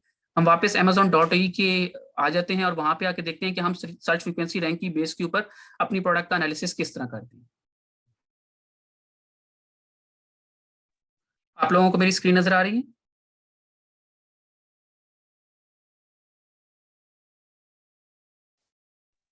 जी सर। अच्छा, अब जिस तरह हम बात कर रहे थे कि योगा मैट की, कि हमने यहाँ पे हम अपने कंपटीटर का रिवर्स सेशन भी कर सकते हैं। जैसे ही हमने देखा कि जी मैं इस प्रोडक्ट के साथ जाना चाहता हूँ तो इसका मुझे मेन कीवर्ड फाइंड करना है, तो मैं यहाँ पर जिस तरह हमने पीएसएन का डिस्कस किया ना कि जो हमारे प्रोडक्ट का या हमारे कंपटीटर का भी उसी तरह ये आइडेंटिफिकेशन नंबर होता है, यहाँ पे आके हमने उसको रिवर्स करना है। यहाँ पे आके हमने इसको जो है एसन को जो है पेस्ट करने के बाद जैसे ही एंटर करेंगे तो हमारे पास उसके मेन कीवर्ड्स निकल आएंगे हमारे कंपटीटर के। अब मैंने देखा कि जी मैंने अपने कंप्यूटर का एनालिसिस किया तो मुझे पता चला कि जी उसका योगा मैट जो है उसका मेन कीवर्ड है। अच्छा, यहाँ तक हमारी चीजें क्लियर हो गई कि जी मुझे उसका मेन कीवर्ड निकला है। अब मेन कीवर्ड निकलने के बाद मुझे ये देखना है कि फॉर एग्जांपल अब उसका सर्च फ्रीक्वेंसी रैंक जो है हमारे 10th मंथ में जो है 195 है। मुझे इसके बाद देखना है कि लास्ट 12 मंथ में उसका सर्च फ्रीक्वेंसी रैंक कितना है। ऐसा तो नहीं है कि पहले उसका 195 था और दिसंबर के बाद जनवरी आया, जनवरी के बाद फेब आया, फेब के बाद जो है हमारा मार्च में या अप्रैल में जाके इसका प्रोडक्ट का सर्च फ्रीक्वेंसी रैंक जो है वो बहुत ज्यादा बुरा हो गया। क्योंकि अगर मेरा सर्च फ्रीक्वेंसी अगर हो, मैं कहता हूं कि उसमें थोड़ा सा अप एंड डाउन हो, लेकिन वो 20, 30, 40, 50 या मैक्सिमम 100 का हो। अगर वो जंप करके 1000 का डिफरेंस आ रहा है, 500 का डिफरेंस आ रहा है, इट्स मीन उस प्रोडक्ट में भी हम नहीं जा सकते जिसका सर्च फ्रीक्वेंसी रैंक जो है वो स्टेबल नहीं है। स्टेबल से मुराद है कि वो कम से कम 50, 100 के बिटवीन हो, ऐसा ना हो कि वो बार बार अप एंड डाउन हो रहा हो। हमने देखा कि 9th मंथ में जो है इसका सर्च फ्रीक्वेंसी रैंक जो है वो 195 है। हम जरा प्रीवियस मंथ में चले जाते हैं, सितंबर की जगह पे हम अगस्त में आ जाते हैं, यहाँ पे आके एनालिसिस करते हैं। अच्छा, वो कहता है कि जो अगस्त में इसकी डिमांड थी, इसका सर्च फ्रीक्वेंसी रैंक बेसिकली हमें डिमांड बताता है। इसकी थोड़ी सी डिमांड जो है वो डिक्रीज हो गई थी। आपका जो प्रोडक्ट है वो 226 पे आ गया था। मैं कहता हूँ ठीक है जी, फिर भी एक्सेप्टेबल है। मैंने 100 तक का कहा था कि इतना अप एंड डाउन चलता है। अब हम जुलाई में आके देखते हैं क्या जुलाई में कितना अप एंड डाउन आया है। वो कहता है आपका जो प्रोडक्ट है उसकी जो डिमांड है based on the search frequency rank, आपके जो कीवर्ड है 210 पे था, इट्स मीन कि उसकी जो स्टेबिलिटी है वो अभी भी कायम है, वो उतना ही सेल हो रहा है जितना सितंबर में हो रहा था। हम इसी तरह करके पूरे 12 मंथ का डाटा निकाल लेते हैं। उस डाटे से अभी हम amazon.uk में देख रहे हैं। इसी तरह हमने जब amazon.ae में देखना है तो हमें सब कुछ पता चल जाएगा कि जिस प्रोडक्ट के साथ मैं जा रहा हूँ उसके base on the search frequency rank में जा सकता हूँ कि नहीं, मेरे लिए जाना सुटेबल है कि नहीं, क्या मैं प्रॉफिट जनरेट करूंगा, रेवेन्यू अच्छा जनरेट करूंगा कि नहीं। हमें ये चीज जो है हमारा मेन पॉइंट है कि हमने सर्च फ्रीक्वेंसी रैंक की ही अपनी प्रोडक्ट को देखना है। तो लास्ट 12 मंथ की मैं कोशिश करूंगा कि आपसे शीट शेयर करवा दूं ताकि आप कोई भी प्रोडक्ट जब रिसर्च कर रहे होंगे तो उसकी बेस के ऊपर आप अपने प्रोडक्ट का कीवर्ड देख लेंगे कि आपका कीवर्ड कहां पर जो है वो स्टेबल है। ये चीज आप लोगों को समझ आ गई, क्योंकि सबसे इंपॉर्टेंट पॉइंट जो है amazon.in में सर्च फ्रीक्वेंसी रैंक ही है जिसकी बेस के ऊपर आप अपने प्रोडक्ट को हंट कर रहे होते हैं।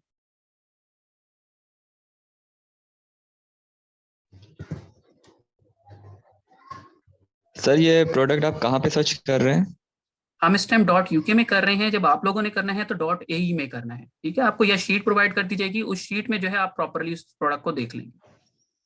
अच्छा सर, ये सेलर सेंट्रल हम भी बना सकते हैं या?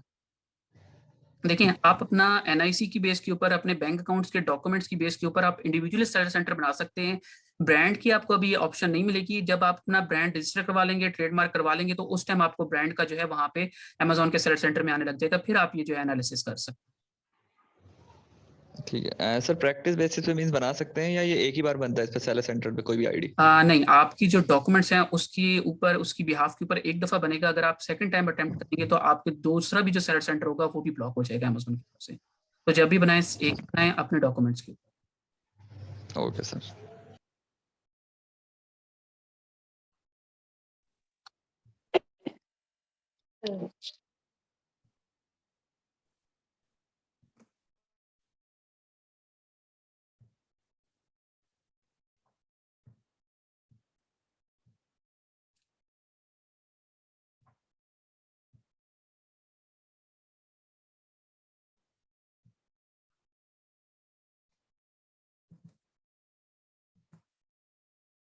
अच्छा, सर्च फ्रीक्वेंसी रैंक आप लोगों को क्लियर हो गया कि होता क्या है। अब हम आ जाते हैं कि जितना हमारी प्रोडक्ट का सर्च फ्रीक्वेंसी रैंक कम होगा उतनी सेल ज्यादा होंगी। ये इसी तरह बेस करता है। हम अगर हीलियम की बात करें या हम दूसरे टूल्स की बात करें तो वहां पे हम देखते हैं कि जितना सर्च वॉल्यूम ज्यादा होगा उतनी प्रोडक्ट की डिमांड होगी। यहाँ पे थोड़ा सा हमारा पॉइंट ऑफ व्यू डिफरेंट है। हमने यहाँ पे ये देखना है जितना हमारा फ्रीक्वेंसी रैंक लो होगा उतनी ही हमारी प्रोडक्ट की डिमांड ज्यादा है, उस कीवर्ड को जो है बायर ज्यादा सर्च कर रहा है, और वो सर्च फ्रीक्वेंसी रैंक स्टेबल भी होना चाहिए कम से कम लास्ट 12 मंथ के अंदर। रेवेन्यू मैंने आपको बता दिया है कि रेवेन्यू आपने कैसे कैलकुलेट करना है। फॉर एग्जांपल आपका टॉप 5 कंपटीटर्स के जो बीएसआर हैं वो बहुत अच्छे हैं। आपने देख लिया कि जी फॉर एग्जांपल हुसैन भाई ने कहा था कि 200 जिनका बीएसआर होगा मेन कैटेगरी में, इट्स मीन वो 25 विनर्स निकाल रहे हैं। हम Amazon.ai की बात कर रहे हैं, Amazon यूई की बात कर रहे हैं। तो आपने क्या करना है, इसी तरह बाकी का बीएसआर देखना है, उसकी बेस के ऊपर जो है आपने उसको मल्टीप्लाई कर लेना है। आपको पता चल जाएगा कि आपका कंपटीटर कितने यूनिट सेल कर रहा है। यूनिट्स का पता चल गया। अब उस यूनिट्स को फॉर एग्जांपल मैं कहता हूँ 500 यूनिट सेल कर रहा है, 500 को आपने उसकी जो सेल प्राइस होगी फ्रंट पे जो उसकी प्राइस नजर आ रही होगी उसके ऊपर जो है मल्टीप्लाई कर देना। आपको रेवेन्यू पता चल जाएगा कि आपके प्रोडक्ट का रेवेन्यू कितना होगा। जितना आपके कंपटीटर का रेवेन्यू हाई होगा उतना आपको पता होना चाहिए कि आपके विन होने के चांसेस या आपकी सक्सेस होने के, आपकी जो प्रोडक्ट है उसके सक्सेस होने के चांसेस ज्यादा है।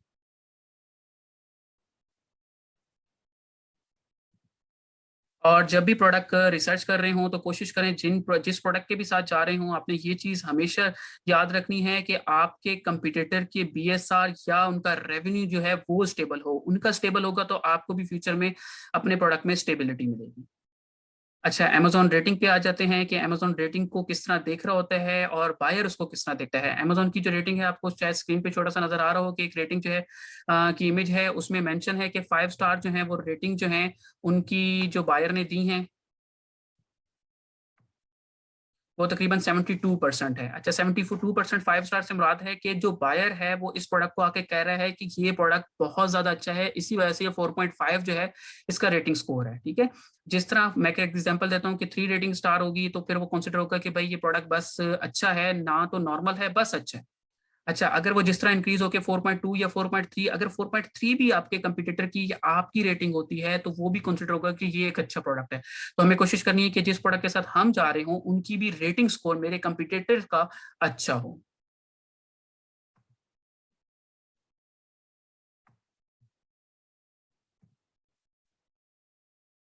एवरेज रेटिंग स्कोर हमने ऑलरेडी डिस्कस कर लिया कि हमारे कंपटीटर का 4.3 होना चाहिए। हमें चेक करना है कि उनके रिव्यूज कैसे हैं, वो भी हमने देख लिया। अच्छा, जब भी अपने प्रोडक्ट का एनालिसिस करना है एक चीज पे हमेशा देखना है कि आपने रिव्यू स्कोर के साथ साथ उनके रिव्यूज को रीड करना है और साथ में ये देखना है कि हो सकता है टॉप में जो कंप्यूटर आके बैठा उसके 10 रिव्यूज हो। अब मैंने क्या करना है, मैंने 10 रिव्यूज वाले का या 10 रेटिंग स्कोर वाले के साथ एनालिसिस नहीं करना। मुझे अपने फॉर एग्जांपल मैं योगा मैट की बात करता हूँ तो अभी हम उस पे गए थे, जब वेब पे गए थे तो एक 16 रिव्यूज वाला बैठा था। अब मुझे 16 रिव्यूज वाले का बेशक 4.8 रेटिंग स्कोर हो, लेकिन मैं एनालिसिस करूंगा जिसके रिव्यूज जो है वो 300 थे, क्योंकि मुझे उससे पता चलेगा कि ये प्रोडक्ट बेसिकली बायर, जब बायर इसको बाय कर लेता है तो उसका फीडबैक कैसे आता है। अगर उसका फीडबैक या उसका रेटिंग स्कोर जो है वो 4.3 है, मैं कंसिडर करूंगा कि हाँ ये फर्स्ट पॉसिबिलिटी है कि मैं इस प्रोडक्ट के साथ जा सकता हूँ। लेकिन मुझे बाकी सारे भी चीजें देखनी है जो अभी हमने पहले डिस्कस की हैं, उसका रेटिंग, उसका रेवेन्यू, उसकी एवरेज प्राइस, ये सब चीजें जो है मुझे देख के डिसाइड कर। अच्छा, अब हम आ जाते हैं कि हमारे प्रोडक्ट की, अगर हम Amazon.ai की बात करें तो हमारे प्रोडक्ट की Amazon की सेलिंग प्राइस क्या होनी चाहिए। अगर मेरी प्रोडक्ट की या मेरे कंपटीटर की प्रोडक्ट की 50 to 70 दरहम अगर उसकी सेलिंग प्राइस है तो मैं कंसिडर करूंगा कि हाँ मुझे इस प्रोडक्ट में जाना चाहिए। रीजन इज दैट कि अगर आप किसी ऐसी प्रोडक्ट में चले जाते हैं जिसका सर्च फ्रीक्वेंसी, सॉरी, जिसका जो एवरेज सेलिंग प्राइस है वो 30 दरहम है। अब उसमें आपको अपनी प्रोडक्ट की पीपीसी है या अपने प्रोडक्ट के एड्स रन करने में इतना प्ले रूम नहीं मिलेगा। फॉर एग्जांपल आपकी पीपीसी के एक क्लिक के ऊपर आपके 3 dirham जा रहे हैं, आपका टोटल प्रॉफिट ही 3 dirham है उस प्रोडक्ट में, लो सेलिंग प्राइस होने की वजह से, तो आपके लिए पॉसिबल नहीं है उसको एडिटाइज करना। हमने क्या करना है कि हमने ऐसी प्रोडक्ट के अंदर जाना है जिसकी सेलिंग प्राइस 50 to 70 हो, हमारा प्रॉफिट मार्जिन 25 to 30% हो, तो हमारे पास एक प्ले रूम होगा जिसके अंदर हम अपनी प्रोडक्ट को एडवर्टाइज करके अपनी प्रोडक्ट की ऑर्गेनिक पोजीशन को मेंटेन कर सकते हैं। हमारी 2 पोजीशन होती है, एक हमारी पीपीसी की होती है और एक हमारी ऑर्गेनिक होती है। पीपीसी हम स्पॉन्सर्ड कर रहे होते हैं, उसके हर क्लिक पे हमारी अमाउंट अटैक होती है, उसी की बेस के ऊपर, हमारी पीपीसी की सेल्स की बेस के ऊपर हमें एक अमेज़न रैंक अलॉट करता है, जिसको हम कहते हैं कि हमारी प्रोडक्ट का ये ऑर्गेनिक रैंक।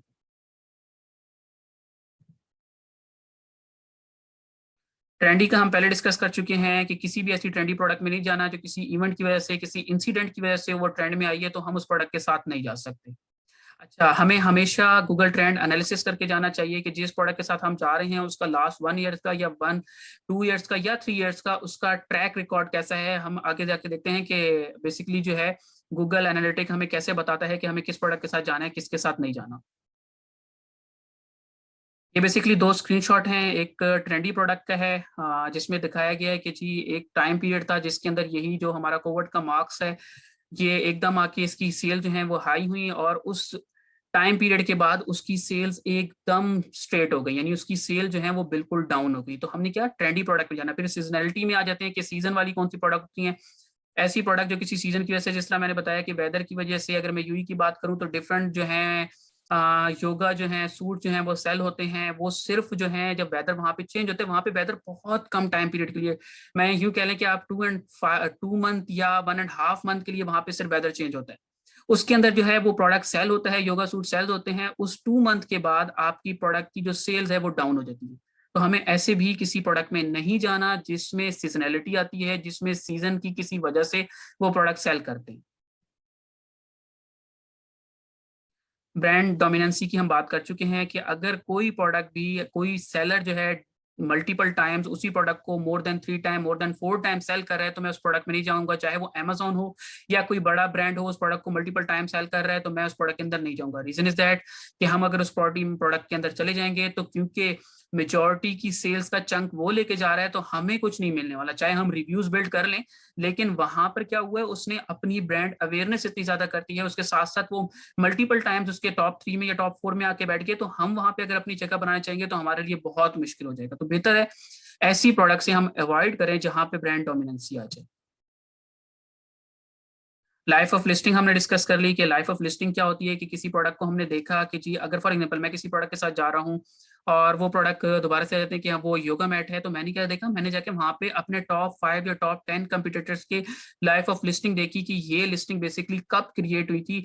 अच्छा, मुझे उसकी क्रिएशन, उस लिस्टिंग की क्रिएशन से पता चल जाएगा, उसकी डेट से पता चल जाएगा कि जी मुझे इस लिस्टिंग के साथ जाना चाहिए या नहीं जाना चाहिए, या इस प्रोडक्ट के साथ जाना चाहिए या नहीं जाना चाहिए। अगर उसको लिस्टिंग को 1 मंथ हुए हैं या 2 मंथ हुए हैं या 3 मंथ हुए हैं, तो मुझे कंसिडर करना चाहिए कि भाई अभी इस प्रोडक्ट में जो है जाना मुनासिब नहीं होगा, क्योंकि मुझे इसके सेल्स का, उसके प्रीवियस ट्रैक रिकॉर्ड का नहीं पता। तो हमें ऐसी लिस्टिंग अवॉइड करनी है जिनका जो जिनको क्रिएट हुए हुए वो लेस देन 6 मंथ हुए हैं। अगर उनको लिस्टिंग को क्रिएट हुए हुए मोर देन 6 मंथ हुए हैं, फिर पॉसिबिलिटी है हम उस लिस्टिंग में जा सकते हैं। अमेजोन एज अ सेलर हमने ये डिस्कस कर लिया कि अगर अमेजोन भाई 2-3 दफा बैठे हुए हैं, मैक्सिमम 3 दफा बैठे हुए हैं एक ही प्रोडक्ट के अंदर, तो हमें उसके अंदर भी नहीं जाना। उसके भी वही रीजन है कि हम अपनी प्रोडक्ट को रैंक तो कर लेंगे, लेकिन अमेजोन की एफबीए फीस नहीं है, रेफरल फीस नहीं है, हम बहुत ज्यादा रेफरल फीस और एफबीए फीस दे रहे हैं, तो मेरे लिए मुश्किल होगा वहां पे सर्वाइव करना। अच्छा, वैल्यू एडिशन क्या होता है और इसकी बेस के ऊपर हम अपनी प्रोडक्ट को बेहतर किस तरह बनाते हैं। हम दोबारा जरा amazon.ai पे आते हैं और देखते हैं कि ये इस प्रोडक्ट के, या हम अपनी एडिशन की बात करें तो इसका बेनिफिट क्या है। अब हम एग्जांपल कहते हैं, हम वापस आए, हमने वही कीवर्ड जो हमारे इस प्रोडक्ट का है योगा मैट ही रखा। आप लोगों को मेरी स्क्रीन नजर आ रही है? जी सर। सर सिर्फ है थोड़ा सा।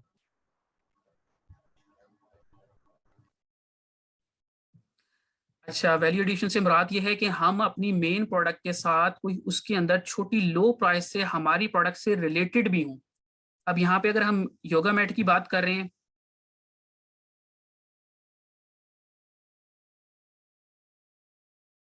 अगर यहाँ पे हम योगा मैट की बात करें तो योगा मैट से जो प्रोडक्ट रिलेट करेंगे, एक्सरसाइज की बात हो रही है ना, तो हमने देखना है कि जी कौन सी प्रोडक्ट हैं जो वो एक्सरसाइज के लिए यूज हो सकती हैं और मेरे मैट के साथ जो है सेल होंगी।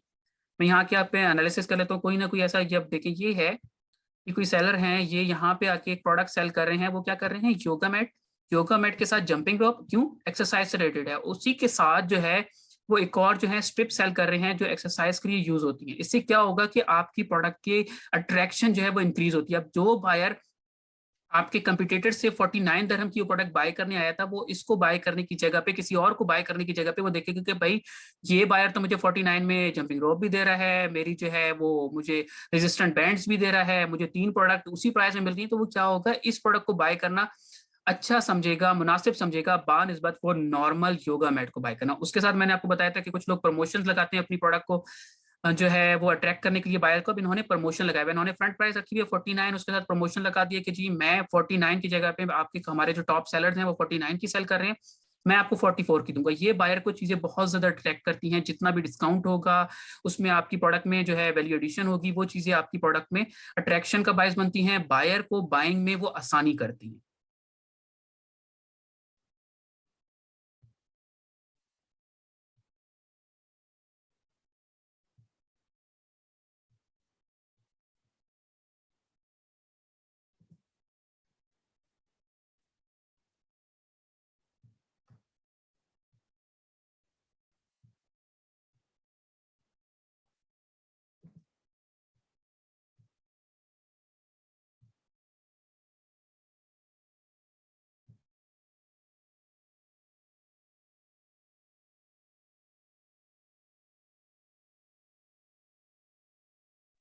अच्छा, फिर जिस तरह हमने डिस्कस किया था कि हम किसी भी बल्कि प्रोडक्ट में नहीं जाएंगे, ऐसी प्रोडक्ट जिसका जो वेट है वो मोर देन 1 kg या 1.5 kg है, हम उस प्रोडक्ट के साथ नहीं जाएंगे। हमारी शिपमेंट चार्जेस ज्यादा होंगे, अमेजोन के वेयर हाउस में उसको रखने की FBA fees, warehouse fees जो है वो बहुत ज्यादा आएगी। तो हमने ऐसी प्रोडक्ट को अवॉइड करना है। इवन उन प्रोडक्ट्स को भी हमने अवॉइड करना है जिनकी डायमेंशन ज्यादा होंगी।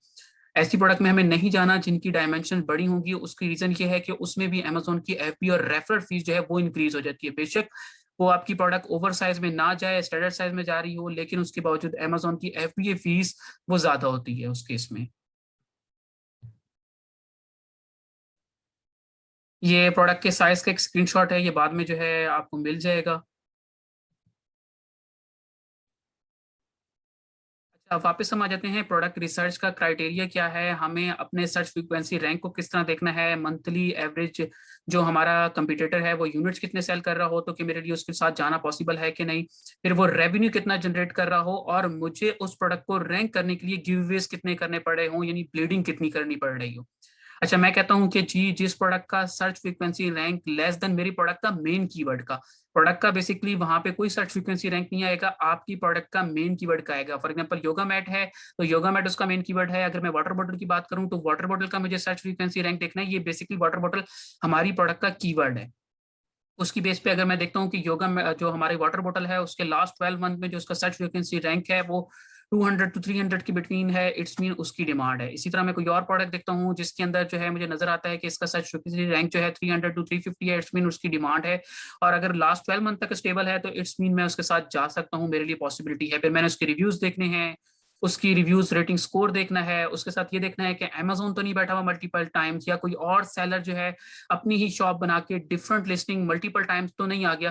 तो हमें ये सब चीजें देखनी है। अच्छा, मंथली रेवेन्यू अगर मैं यूई की बात करूं तो कम से कम 50 to 25,000 दरहम जो है वो होना चाहिए आपका मंथली रेवेन्यू, ताकि आप एक अच्छा प्रॉफिट अर्न कर सकें। कम से कम आप 25 to 3,000 दरहम जो है वहां से एक लिस्टिंग से जो है प्रॉफिट अर्न कर सकें।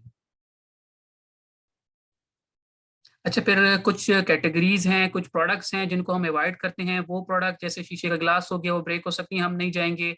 ऐसी प्रोडक्ट जिनकी वजह से जो है फायर यानी आग लग सकती है, जिस तरह मैंने इलेक्ट्रिक पावर बैंक का बताया था, या कोई और ऐसी प्रोडक्ट जिससे जो है आग वगैरह पकड़ सकती है, हम नहीं जा सकते। हम अवॉइड करते हैं कि हम इलेक्ट्रॉनिक्स की प्रोडक्ट्स में वो प्रोडक्ट्स जो अमेजोन जिसके लिए डॉक्यूमेंट रिक्वायर करता है हम उनके साथ ना जाएं। बैटरीज वाली जिस तरह मैंने पावर बैंक का बताया था, पेटेंट चेक की एक वीडियो जो है वो रेकमेंड कर दी जाएगी कि किस तरह जो है पेटेंट आप चेक करते हैं, और उस पेटेंट की बिहाफ के ऊपर आपको देखना होता है कि क्या मैं इस प्रोडक्ट के साथ जा सकता हूँ? हो सकता है कि वहां पे कोई बड़ा सेलर जो है Amazon.in में उस प्रोडक्ट को सेल कर रहा हो, आप सेम कॉपी करके उस प्रोडक्ट को आ जाए तो विद इन अ डे या विद इन अ 2 days या 3 days आपको एक नोटिफिकेशन आएगा, फिर सेकंड नोटिफिकेशन आएगा, सेकंड नोटिफिकेशन के बाद आपकी लिस्टिंग जो है Amazon से रिमूव कर दी जाएगी, चाहे आपकी इन्वेंट्री वहां पे लाइव हो या ना हो।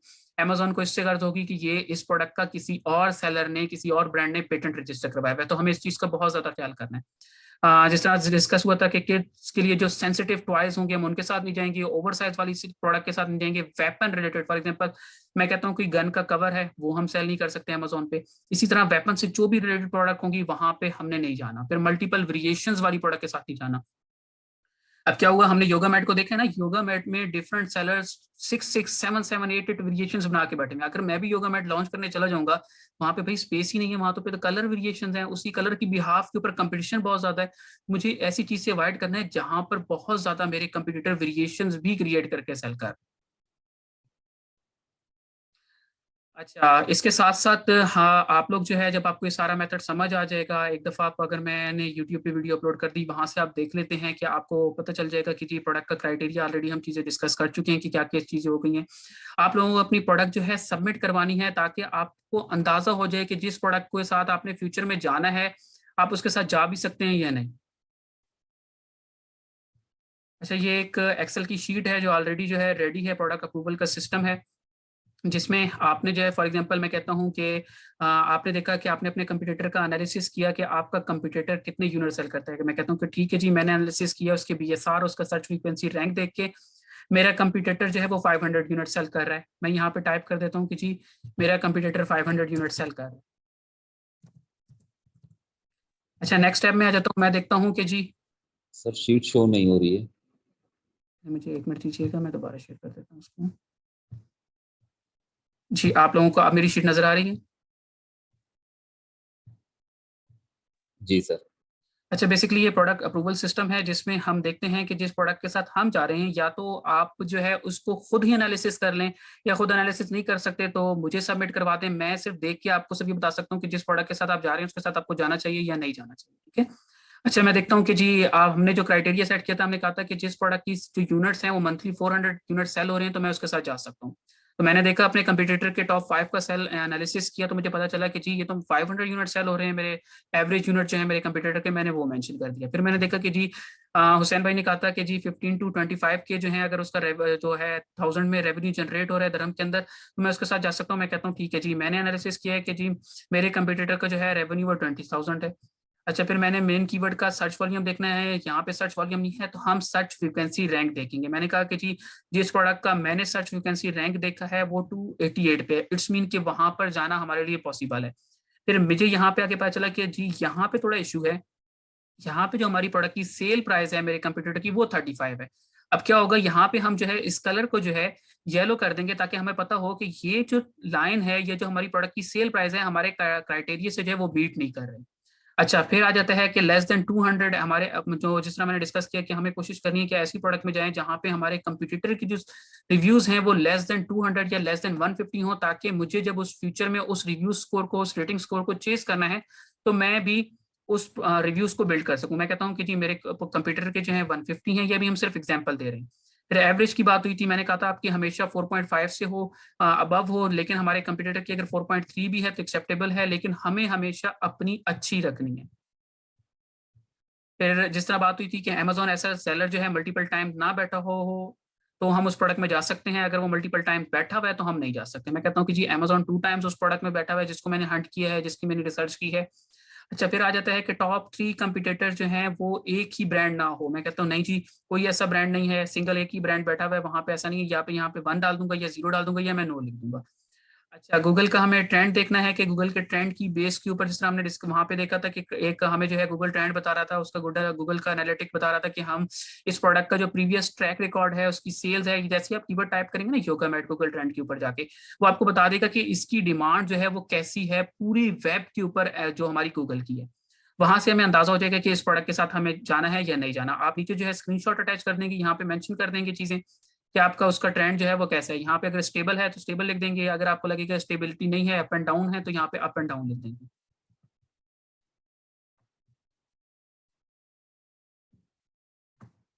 फिर यहाँ पे हमें वेट मेंशन कर देना है। फॉर एग्जांपल मैं कहता हूँ कि जी मेरी जो प्रोडक्ट है वो जो है लेस देन 1 kg है, 500 ग्राम है, तो मैं उसको वो मेंशन कर दूंगा कि जी ये है। फिर मैंने देखा कि जी जो मुझे अपनी प्रोडक्ट को रैंक करने के लिए गिवअवेज देने हैं वो कितने देने हैं। फॉर एग्जांपल अच्छा ये हमें पता किस तरह चलेगा बगैर टूल्स के, विदाउट टूल्स के, जिस प्रोडक्ट का मैं एनालिसिस कर रहा हूँ उसको रैंक करने के लिए मुझे कितने वीवीआरओ या गिवअवेज देने हैं। उसका मेथड ये है कि आप अपने कंपटीटर की 8 डेज का सेल्स का जिस जगह पे, जिस स्टेप पे या जिस ऑर्गेनिक पोजीशन पे या जिस कंपटीटर की जगह पे आपको आके बैठना है, आपने उसकी सेल्स एनालिसिस करनी है। फॉर एग्जांपल आप कहते हैं कि उसके 15 यूनिट डेली निकल रहे हैं, तो आपने 15 को जो है 15 को जो है अपने जो है 8 डेज से या 10 डेज से मल्टीप्लाई कर देना है। आपको पता चल जाएगा कि आपकी प्रोडक्ट को रैंक करने के लिए कितने गिवअवेज आपको देने पड़ेंगे। ठीक है, यहाँ तक चीजें हमारी क्लियर हो गई। आपने देखा कि जी जो मुझे है 150 ही रिक्वायर्ड है, और जो है उसकी लिस्टिंग की एज मैंने मेंशन कर दी जी मोर देन जो है 6 मंथ है। यहाँ पे भी मैंने आके यस लिख दिया कि जी उसकी 6 मंथ है। अब ये हमारा बेसिकली क्राइटेरिया है जिसकी बिहाफ के ऊपर हम अपनी प्रोडक्ट को सिलेक्ट कर रहे होंगे कि हम इसमें जा सकते हैं या नहीं जा सकते। सर 2 क्वेश्चंस थे। ठीक है, एक तो सर पेटेंट चेक किस तरीके से करेंगे ये गाइड कर दीजिए। दूसरा रेवेन्यू चेक करना जो कैलकुलेट करने का बताया था सर वो रिवाइज कर दीजिएगा, वो थोड़ा समझ में नहीं आया। अच्छा वो पेटेंट वाली मैं आपको वीडियो रेकमेंड कर दूंगा, वो काफी लेंथी है। हाँ, तकरीबन आपके 15 to 20 मिनट्स उसके लिए रिक्वायर्ड होंगे, तो वो मैं आपको जो है फॉरवर्ड करवा दूंगा। आप उस तरीके उस मेथड से जो है पेटेंट चेक कर लेंगे। अच्छा रेवेन्यू चेक अगर हम बात करें तो हम बीएसआर को देख रहे होते हैं, उसके सर्च फ्रीक्वेंसी रैंक को देख रहे होते हैं। अगर मेरे कंपटीटर का बीएसआर में एग्जाम्पल सब कैटेगरी में उसका बीएसआर 1 पे है और मेन कैटेगरी में उसका बीएसआर 200 पे है, तो छोटी मार्केट होने की वजह से मुझे पता है कि अगर किसी कंपटीटर का स्पोर्ट्स की कैटेगरी की भी हम बात करें कि अगर स्पोर्ट्स की कैटेगरी में उसका बीएसआर 200 है, तो इट्स मीन वो 20 to 25 यूनिट्स निकाल रहा है। ठीक है, अब मुझे पता चल गया। अब इससे जिस तरह इंक्रीज होता जाएगा बीएसआर, सेल्स डिक्रीज करते जाएंगे आप, और इससे जितना आपका बीएसआर डिक्रीज होता जाएगा, इंक्रीज कैसे मराद है 200 की जगह पे 250 हो जाए, ये हमारा डिक्रीज है। इंक्रीज से मुराद ये है कि जितना बीएसआर बेहतर होता जाएगा आपकी कंपटीटर की जगह का, वहां पे 200 की जगह पे 150 आ जाएगा, 150 की जगह पे 100 आ जाएगा। इट्स मीन आपकी प्रोडक्ट की डिमांड ज्यादा है। हमें उसकी बीएसआर की बिहाफ पे, जहां पे मैं कह रहा था ना 200 पे 20 यूनिट्स निकल रहे हैं, अगर वो 100 है बीएसआर, तो आप ये एक्सपेक्ट करेंगे कि आपके कंपटीटर के 35 to 40 यूनिट्स डेली निकल रहे हैं। तो आपने क्या करना है, उसको 35 को मल्टीप्लाई करना है अपने 30 से, तो आपको पता चल जाएगा कि आपका मंथली आपका कंपटीटर कितने यूनिट्स निकाल रहा है। फॉर एग्जांपल मैंने देखा कि मेरा कंपटीटर 800 यूनिट्स निकाल रहा है, मैंने 800 यूनिट्स को उसकी सेल प्राइस से मल्टीप्लाई कर दिया, मुझे पता चल जाएगा कि मेरा कंपटीटर जिसके को मैं चेस कर रहा हूँ, जिसकी प्रोडक्ट को कॉपी नहीं, जिसकी प्रोडक्ट की डेवलपमेंट करके या वैल्यू एडिशन करके मैं जा रहा हूँ, उसके अंदर मैं अगर जाऊंगा तो मेरा रेवेन्यू कितना एक्सपेक्टेड है। ठीक है जी, किसी और का कोई क्वेश्चन है?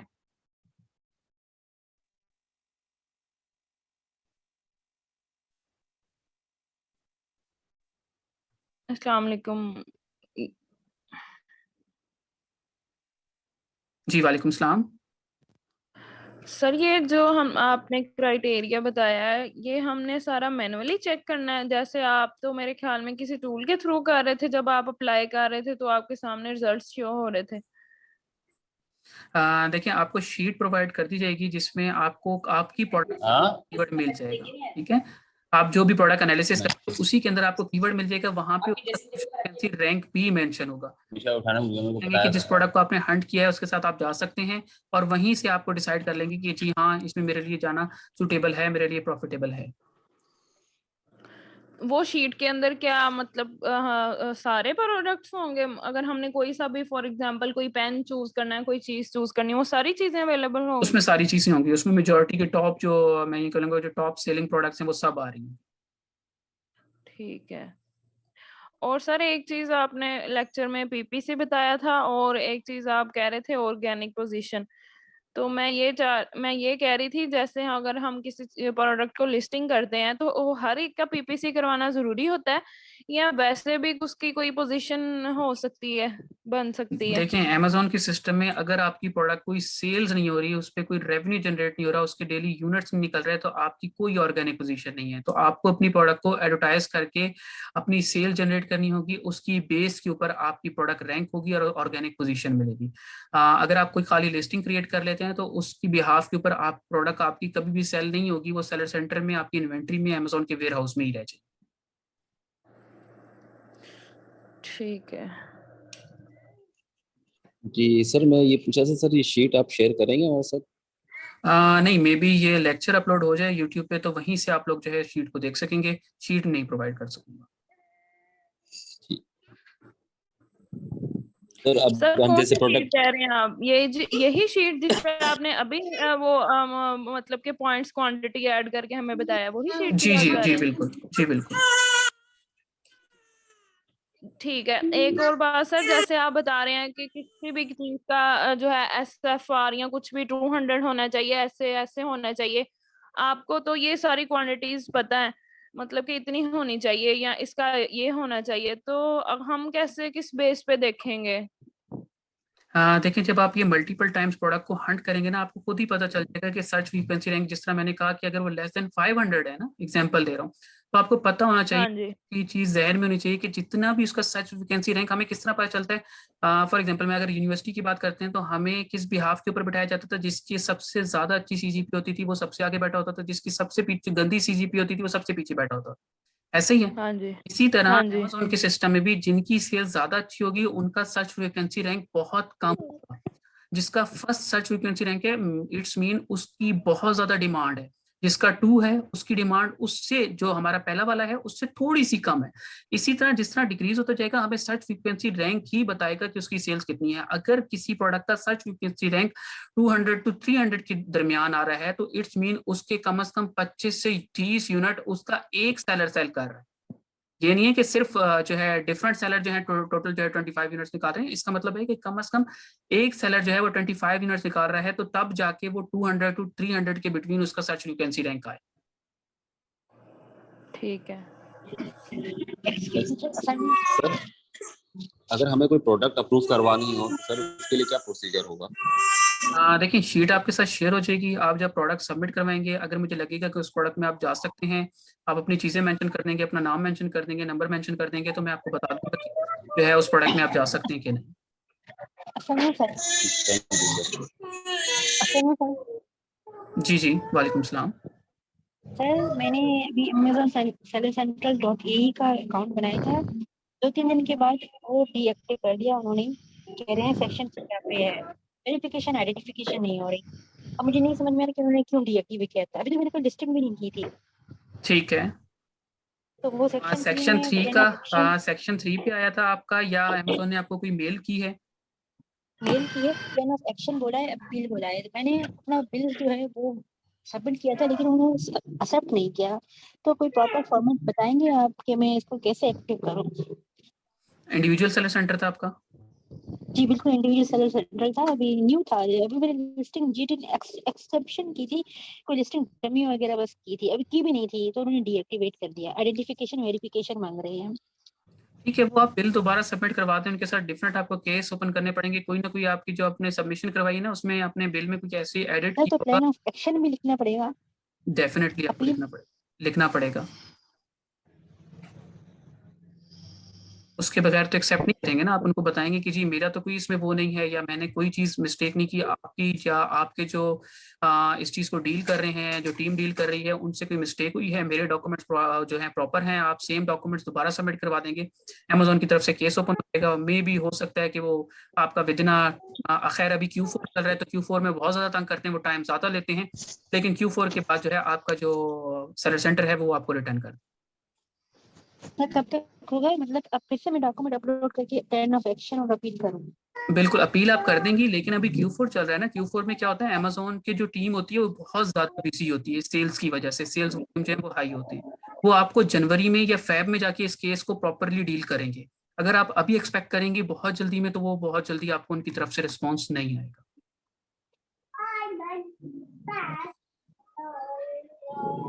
ओके सर, तो सर जनवरी तक वेट करूँ? जी, आपको वहां तक करना पड़ेगा। आप सबमिट करवा दें, लेकिन आपको ये पता होना चाहिए कि वो Q4 के बाद ही आपको प्रॉपर जो है रिस्पॉन्स करें।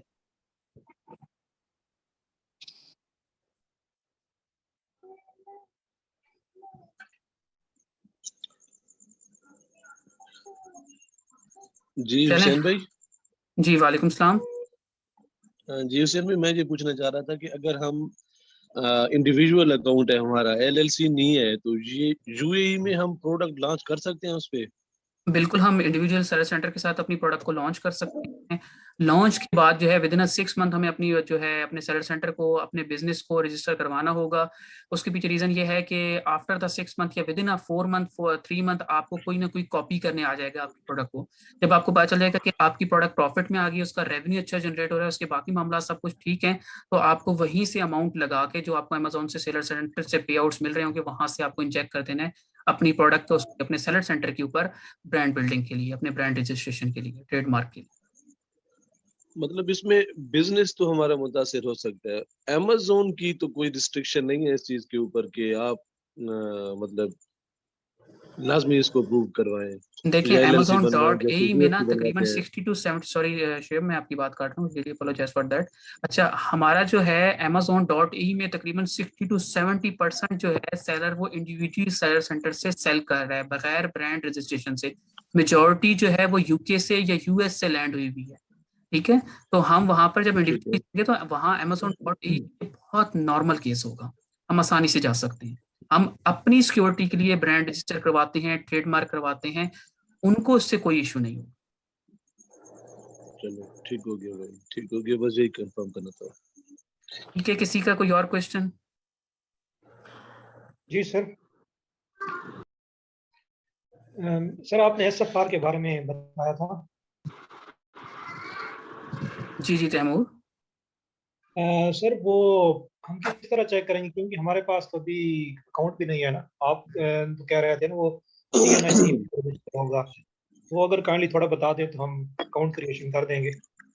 सर वैसे ही हमें थोड़ा बता दें, हमने अब मतलब प्रैक्टिस क्या कुछ समझ नहीं आ रहा कैसे। जैसे आपने फॉर एग्जांपल एक योगा मैट को सर्च किया है, हम अपने माइंड में कोई सी भी प्रोडक्ट देखेंगे और उसको उसके रिव्यूज चेक करेंगे, उसका फीचर्स चेक करेंगे, कोई भी लिख के ऐसे करेंगे प्रैक्टिस। हम कैसे करेंगे? मैं आपको एग्जांपल एक दफ़ा दोबारा जो है हम सेलर सेंटर पे जाते हैं, सॉरी अमेजोन की वेब पे जाते हैं और वहाँ पे हम एक दो चीज़ें देख लेते हैं। स्टिंग फार्मूला देख लेते हैं कि हम स्टिंग फार्मूले से जो है अपनी प्रोडक्ट को किस तरह निकाल रहे होंगे। उसके हम अपनी प्रोडक्ट की सब कैटेगरीज को या मेन कैटेगरीज को ओपन करके जो है वो किस तरह प्रोडक्ट का जो है एनालिसिस कर रहे होते हैं।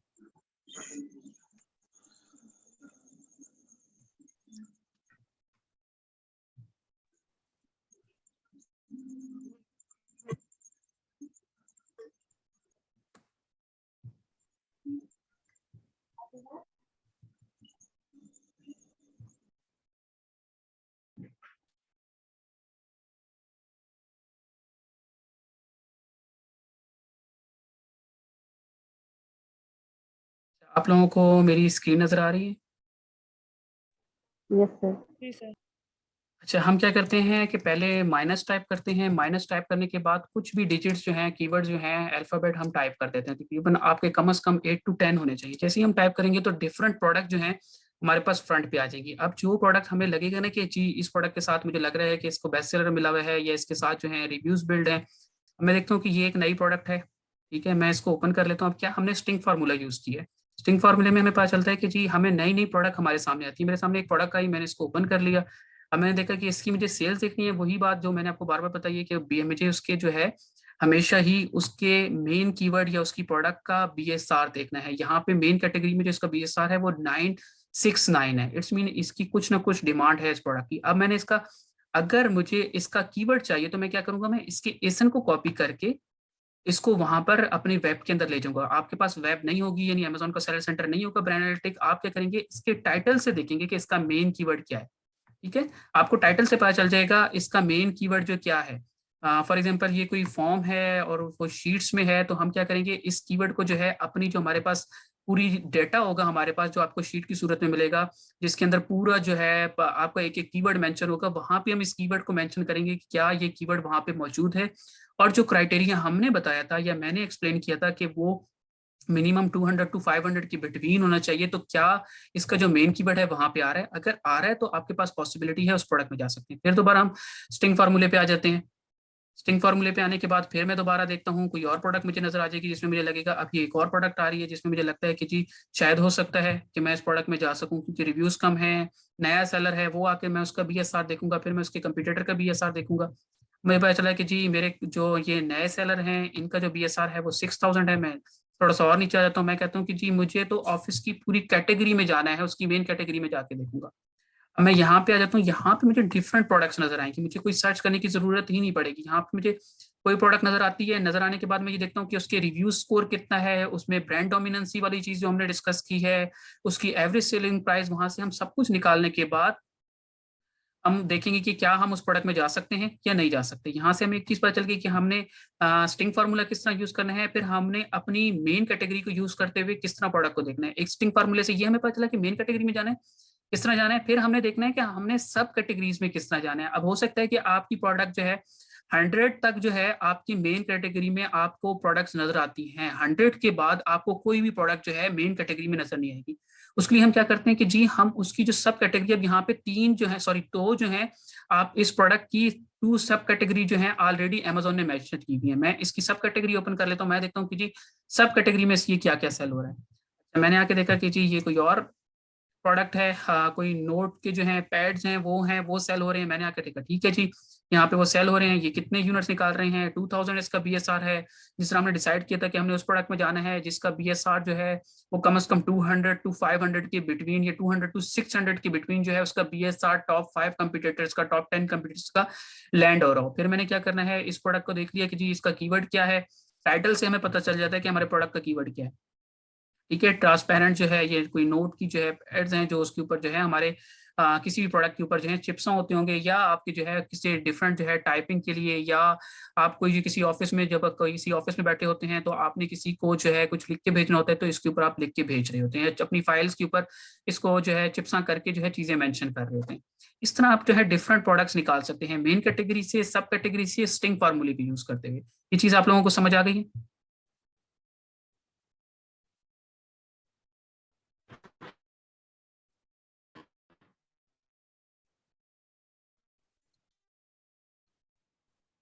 आप लोगों को मेरी आवाज आ रही है? हाँ जी जी आ सर, रही है। रेवेन्यू कहाँ से पता लगते हैं? देखिए रेवेन्यू हमें अपने कंपटीटर के बीएसआर से पता चलेगा। अब जिस तरह हमें पता चलेगा कि जी ये प्रोडक्ट सेल हो रही है और कोई नया सेलर भी आके इसको सेल कर रहा है, मैंने इसका कीवर्ड टाइप किया, इसके कीवर्ड को कॉपी किया, कीवर्ड को कॉपी करने के बाद दोबारा amazon.in पे आया, मैंने इसको यहाँ पे पेस्ट किया, पेस्ट करने के बाद मुझे जितने भी सेलर ये प्रोडक्ट सेल कर रहे होंगे वो मुझे नजर आ जाए। अब मुझे सेलर नजर आ गए, मैंने इनका 1 by 1 इन लिस्टिंग को ओपन करना है। लिस्टिंग को ओपन करने के बाद मैंने इनके बीएसआर्स को देखना है जो टॉप में बैठे हुए। इसके 230 रिव्यूज हैं, सबसे बड़ा रिव्यूज वाला यही है। तो मैं इसका के बीएसआर देखता हूँ कि जी जो हमारा क्राइटेरिया वहां पे चीजें मेंशन है क्या उसके अकॉर्डिंग है, उसके अकॉर्डिंग नहीं है। हमने कहा था कि हमारा बीएसआर 200 to 600 के बिटवीन आ रहा हो, हमारा सर्च फ्रीक्वेंसी रैंक 200 to 500 के बिटवीन आ रहा हो, तो ऐसा नहीं हुआ।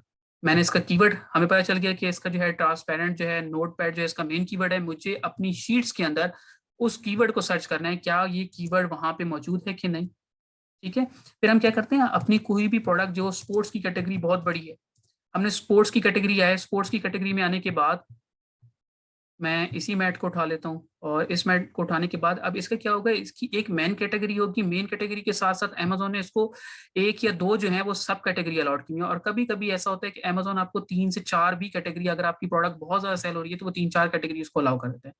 इस सिचुएशन में अमेजोन ने इसको एक जो है सब कैटेगरी अलाउ की हुई है, मैं इसकी एक सब कैटेगरी में आ जाता हूँ, मैं देख लेता हूँ यहाँ पे क्या क्या प्रोडक्ट सेल हो रही है। यहाँ पे सारे ही योगा मैट सेल हो रहे हैं। चले मैं कहता हूँ मैं यहाँ पे नहीं जा सकता, मैं दोबारा आता हूँ। यहाँ पे जो है मुझे डिफरेंट कैटेगरीज नजर आती हैं, एक्सरसाइज की, फिटनेस की, ब्लॉग्स की, आई बैग्स की। मैं कहता हूँ ठीक है जी, मैं मैट बैग में आ जाता हूँ। मुझे मैट बैग में अगर कोई प्रोडक्ट समझ आती है, फिर मैंने वही बीएसआर देखना है, इसके जो है इनकी कीवर्ड्स ओपन कर करके देखने हैं।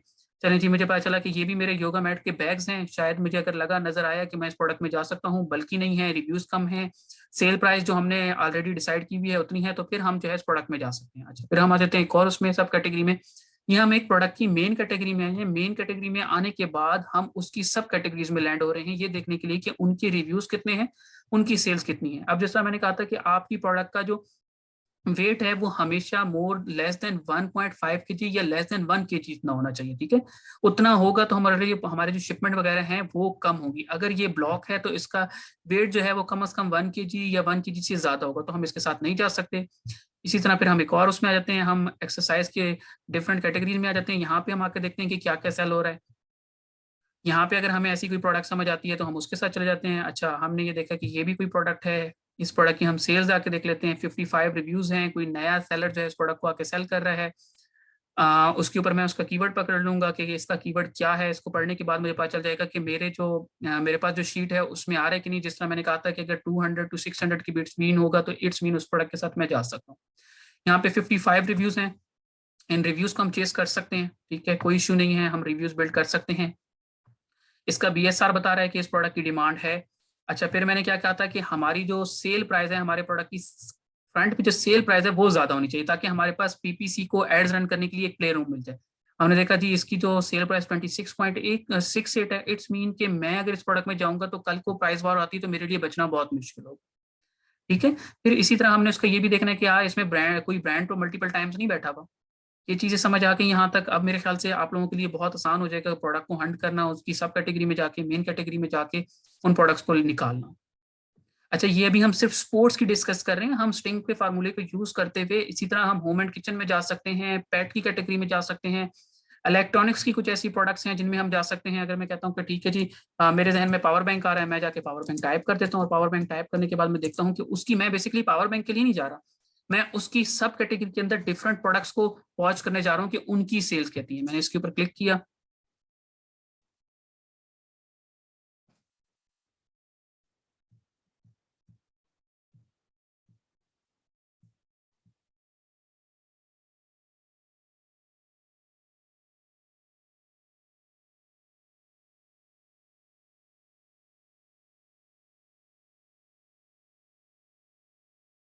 ये मैं उसकी मेन कैटेगरी में आ गया हूँ जो वहां पर पावर बैंक सेल हो रहा था। मुझे यहाँ पे डिफरेंट प्रोडक्ट नजर आएंगी, फिर मुझे ये देखना है कि मेरे लिए वो सूटेबल है कि नहीं। यहाँ पे अब एक जो है फोन का होल्डर, सेल फोन का होल्डर नजर आया है मुझे, फिर ये चार्जर नजर आया है, चार्जर में हम नहीं जा सकते, हमें नहीं जाना चाहिए। इसी तरह हमने डिफरेंट प्रोडक्ट देखनी है जिसमें मुझे लगेगा कि ये हमारे लिए सूटेबल है, आप लोगों को लगेगा आप लोगों के लिए सूटेबल है, उसको आपने फिर बाकी चीजों की उसको चेस करना है। हमने सब कैटेगरी में देख लिया कि टॉप 10 में जो है मैं किसी में भी नहीं जा सकता।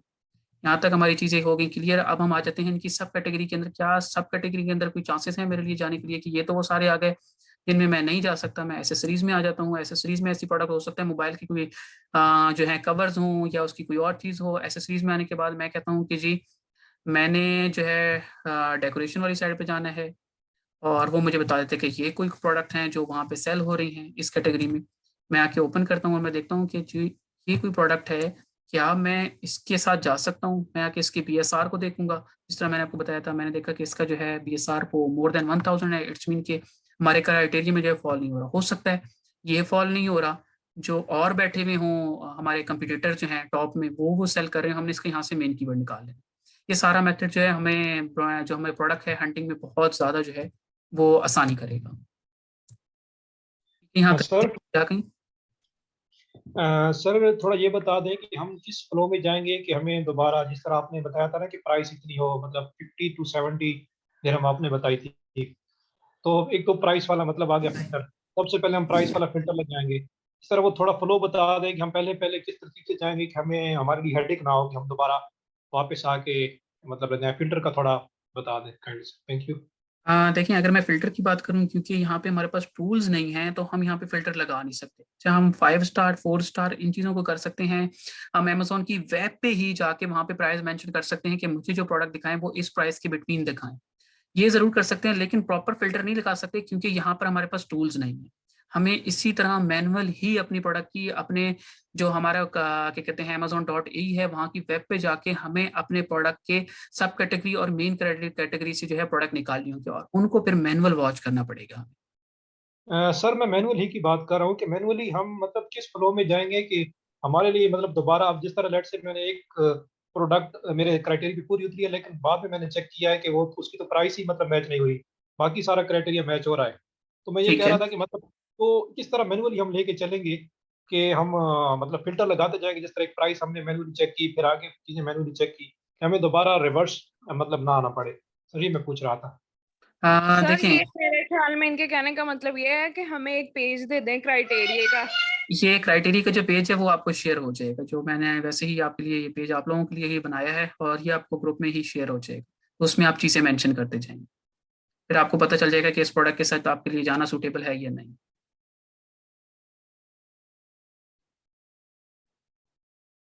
ठीक है, किसी और का कोई क्वेश्चन? वरना सेशन यहीं पे end। वालेकुम सलाम। सर आपने बोला है हाई डायमेंशन वाले प्रोडक्ट में नहीं जाना, तो बिल्कुल ऐसे काइंडली डायमेंशन का कुछ थोड़ा बता देते हैं कि कितनी हो मैक्सिमम डायमेंशंस? देखिए, आप बेसिकली अमेजोन पे जाएंगे या आप गूगल पे जाएंगे, वहां पे लिखेंगे कि अमेजोन का जो डायमेंशंस हैं जो स्टैंडर्ड साइट्स में आती हैं या एसएनएल में आती हैं, आपको वो डायमेंशंस मिल जाएंगी। हाँ, वीडियो के अंदर भी उस स्क्रीनशॉट को जो है मैंने अटैच किया था, लेकिन काफी ज्यादा टाइम हो गया था तो मैंने उसको वैसे ही गुजार दिया। मैं आपको एक दफा दोबारा दिखा देता हूँ कि डायमेंशंस होती किस तरह हैं और हमें कौन सी डायमेंशन जो है जिनके साथ हमें जाना चाहिए। हमें कोशिश करनी है कि अपनी जिस प्रोडक्ट के साथ भी हम जा रहे हो वो स्टैंडर्ड्स में लैंड हो रही हो, स्टैंडर्ड साइज में, वो ओवर साइज में ना जा रही।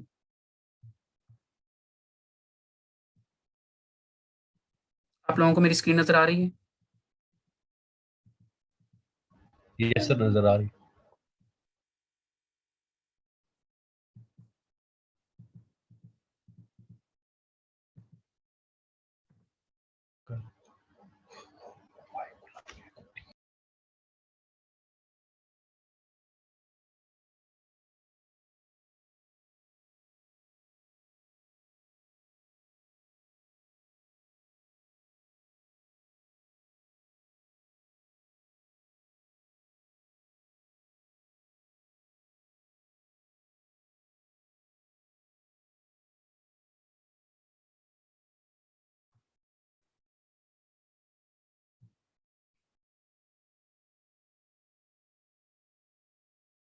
बेसिकली यहाँ पे जो है चीजें मेंशन है कि आपने जो है आपकी प्रोडक्ट की डायमेंशंस क्या होनी चाहिए। ठीक है, मैं आपको इसका स्क्रीनशॉट वैसे भी शेयर कर दूंगा कि उन डायमेंशन के अकॉर्डिंग आपको देखना है कि आपको उन प्रोडक्ट के साथ जाना है। आपको वैसे गूगल पे भी मिल जाएगा, ऐसा नहीं कि गूगल पे अवेलेबल नहीं होगा, वहां से आपने देख लेना ये इस तरह की जो है डायमेंशन मेंशन होगी उसमें प्रॉपरली। आपको उन डायमेंशन के अकॉर्डिंग ही रहना है या उस क्राइटेरिया के अंदर ही रहना है कि इस डायमेंशन से ज्यादा मेरी जो प्रोडक्ट है वो इंक्रीज ना हो। मैं आपको डायमेंशन का जो स्क्रीनशॉट है यहाँ पे जो मेरे पास मौजूद है मैं वो आपको शेयर करवा।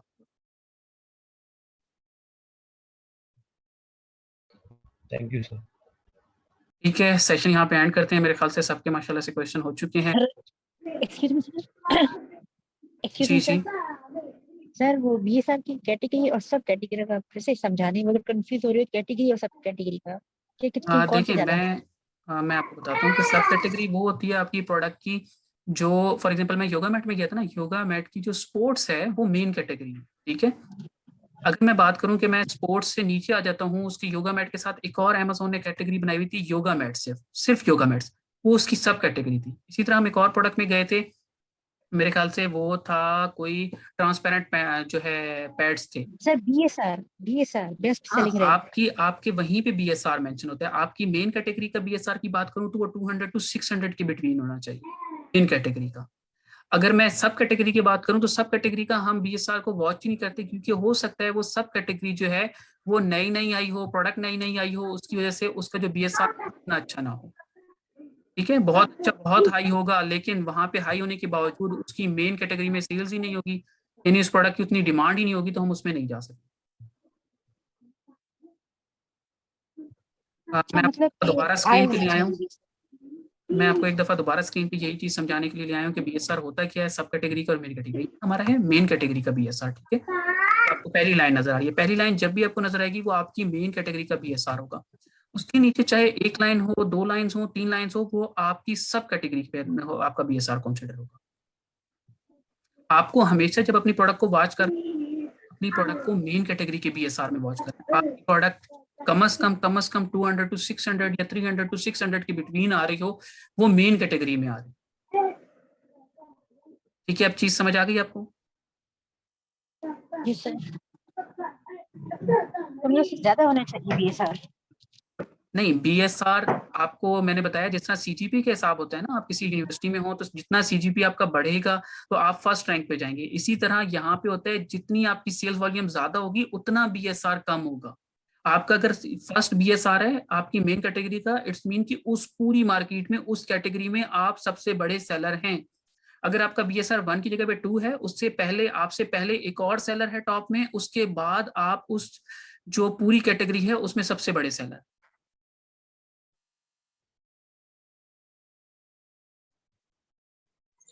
मतलब एक प्रोडक्ट में चाहे सेल जितनी भी बढ़ जाए तो बीएसआर मतलब एक ही रहता है, जो सब बीएसआर आप कह रहे थे कि सेकंड बीएसआर अमेज़न इशू करता है, तो वो एक एक प्रोडक्ट को दूसरा बीएसआर नहीं मिलता, एक प्रोडक्ट का एक ही बीएसआर रहता है। आपकी सपोज कि मेन मैंने कैटेगरी लास्ट का में एक ही बीएसआर रहता है, सब कैटेगरी हो सकता है वो आपको 2-3 अलॉट कर दें। हमें सब कैटेगरी का बीएसआर को वॉच नहीं करना, हमें अपनी प्रोडक्ट के मेन कैटेगरी के बीएसआर को, फॉर एग्जांपल स्पोर्ट्स की कैटेगरी उसकी मेन है तो मुझे स्पोर्ट्स की बीएसआर को वॉच करना है। वो होम एंड किचन की मेरी प्रोडक्ट है तो होम एंड किचन की मुझे बीएसआर को वॉच करना है।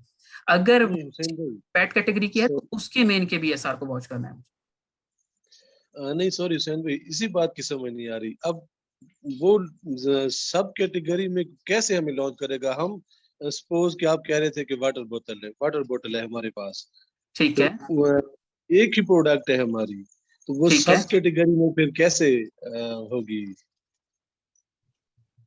देखें, आप चीज को अंडरस्टैंड करें। वाटर बोतल अगर मैं कहता हूँ कि 5 स्टार सेल कर रहे हैं, ठीक है, आपने क्या देखना, जी आपने वाटर बॉटल को क्या देखना था, उसकी मेन कैटेगरी में देखना था।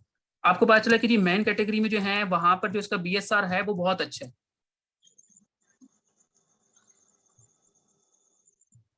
आपके क्राइटेरिया के अकॉर्डिंग आ रहा है, जो आपको मैं शीट के शेयर करूंगा उसके अकॉर्डिंग आ रहा है, तो इट्स मीन उस प्रोडक्ट में आप जा सकते हैं। यहाँ पे हम 20 रिव्यूज के साथ एक टॉप में आके सेलर वाटर बॉटल सेल कर रहा है, क्या ये टॉप में जो आके 20 जनरेट कर सकते, तो हम नहीं कर सकते? कर सकते हैं। साथ में हमें ये देखना है कि भाई इसका बीएसआर क्या है। अगर ये 20 रिव्यूज के साथ टॉप में आके बैठ किया है, हो सकता है वो अभी गिवअवेज की स्ट्रेटेजी में हो, वो अपनी रिव्यूज बिल्डिंग की स्ट्रेटेजी में हो, इस वजह से उसका बीएसआर अच्छा हो गया हो या उसकी सेल्स हो गई। ये हमारा जो ये होता है, ये हमारे प्रोडक्ट का मेन बीएसआर होता है। ठीक है, स्पोर्ट्स की कैटेगरी में कोई भी प्रोडक्ट है उसका फर्स्ट जो होगा वो मेन बीएसआर होगा। हमें हमेशा अपने मेन बीएसआर को क्राइटेरिया के अकॉर्डिंग देखना है। ये जो इसके साथ दो सब बीएसआर अलॉट हुए हैं या सब कैटेगरीज अलॉट हुई हैं, इन बीएसआर को हमने कभी भी वॉच नहीं करना, हमने सिर्फ इससे हमारा मकसद है। ठीक है हुसैन भाई, ठीक है भाई, थैंक यू। और क्वेश्चन खत्म करते हैं सेशन यहाँ पे। ठीक है भाई, अल्लाह हाफिज। अल्लाह की हिफाजत। अल्लाह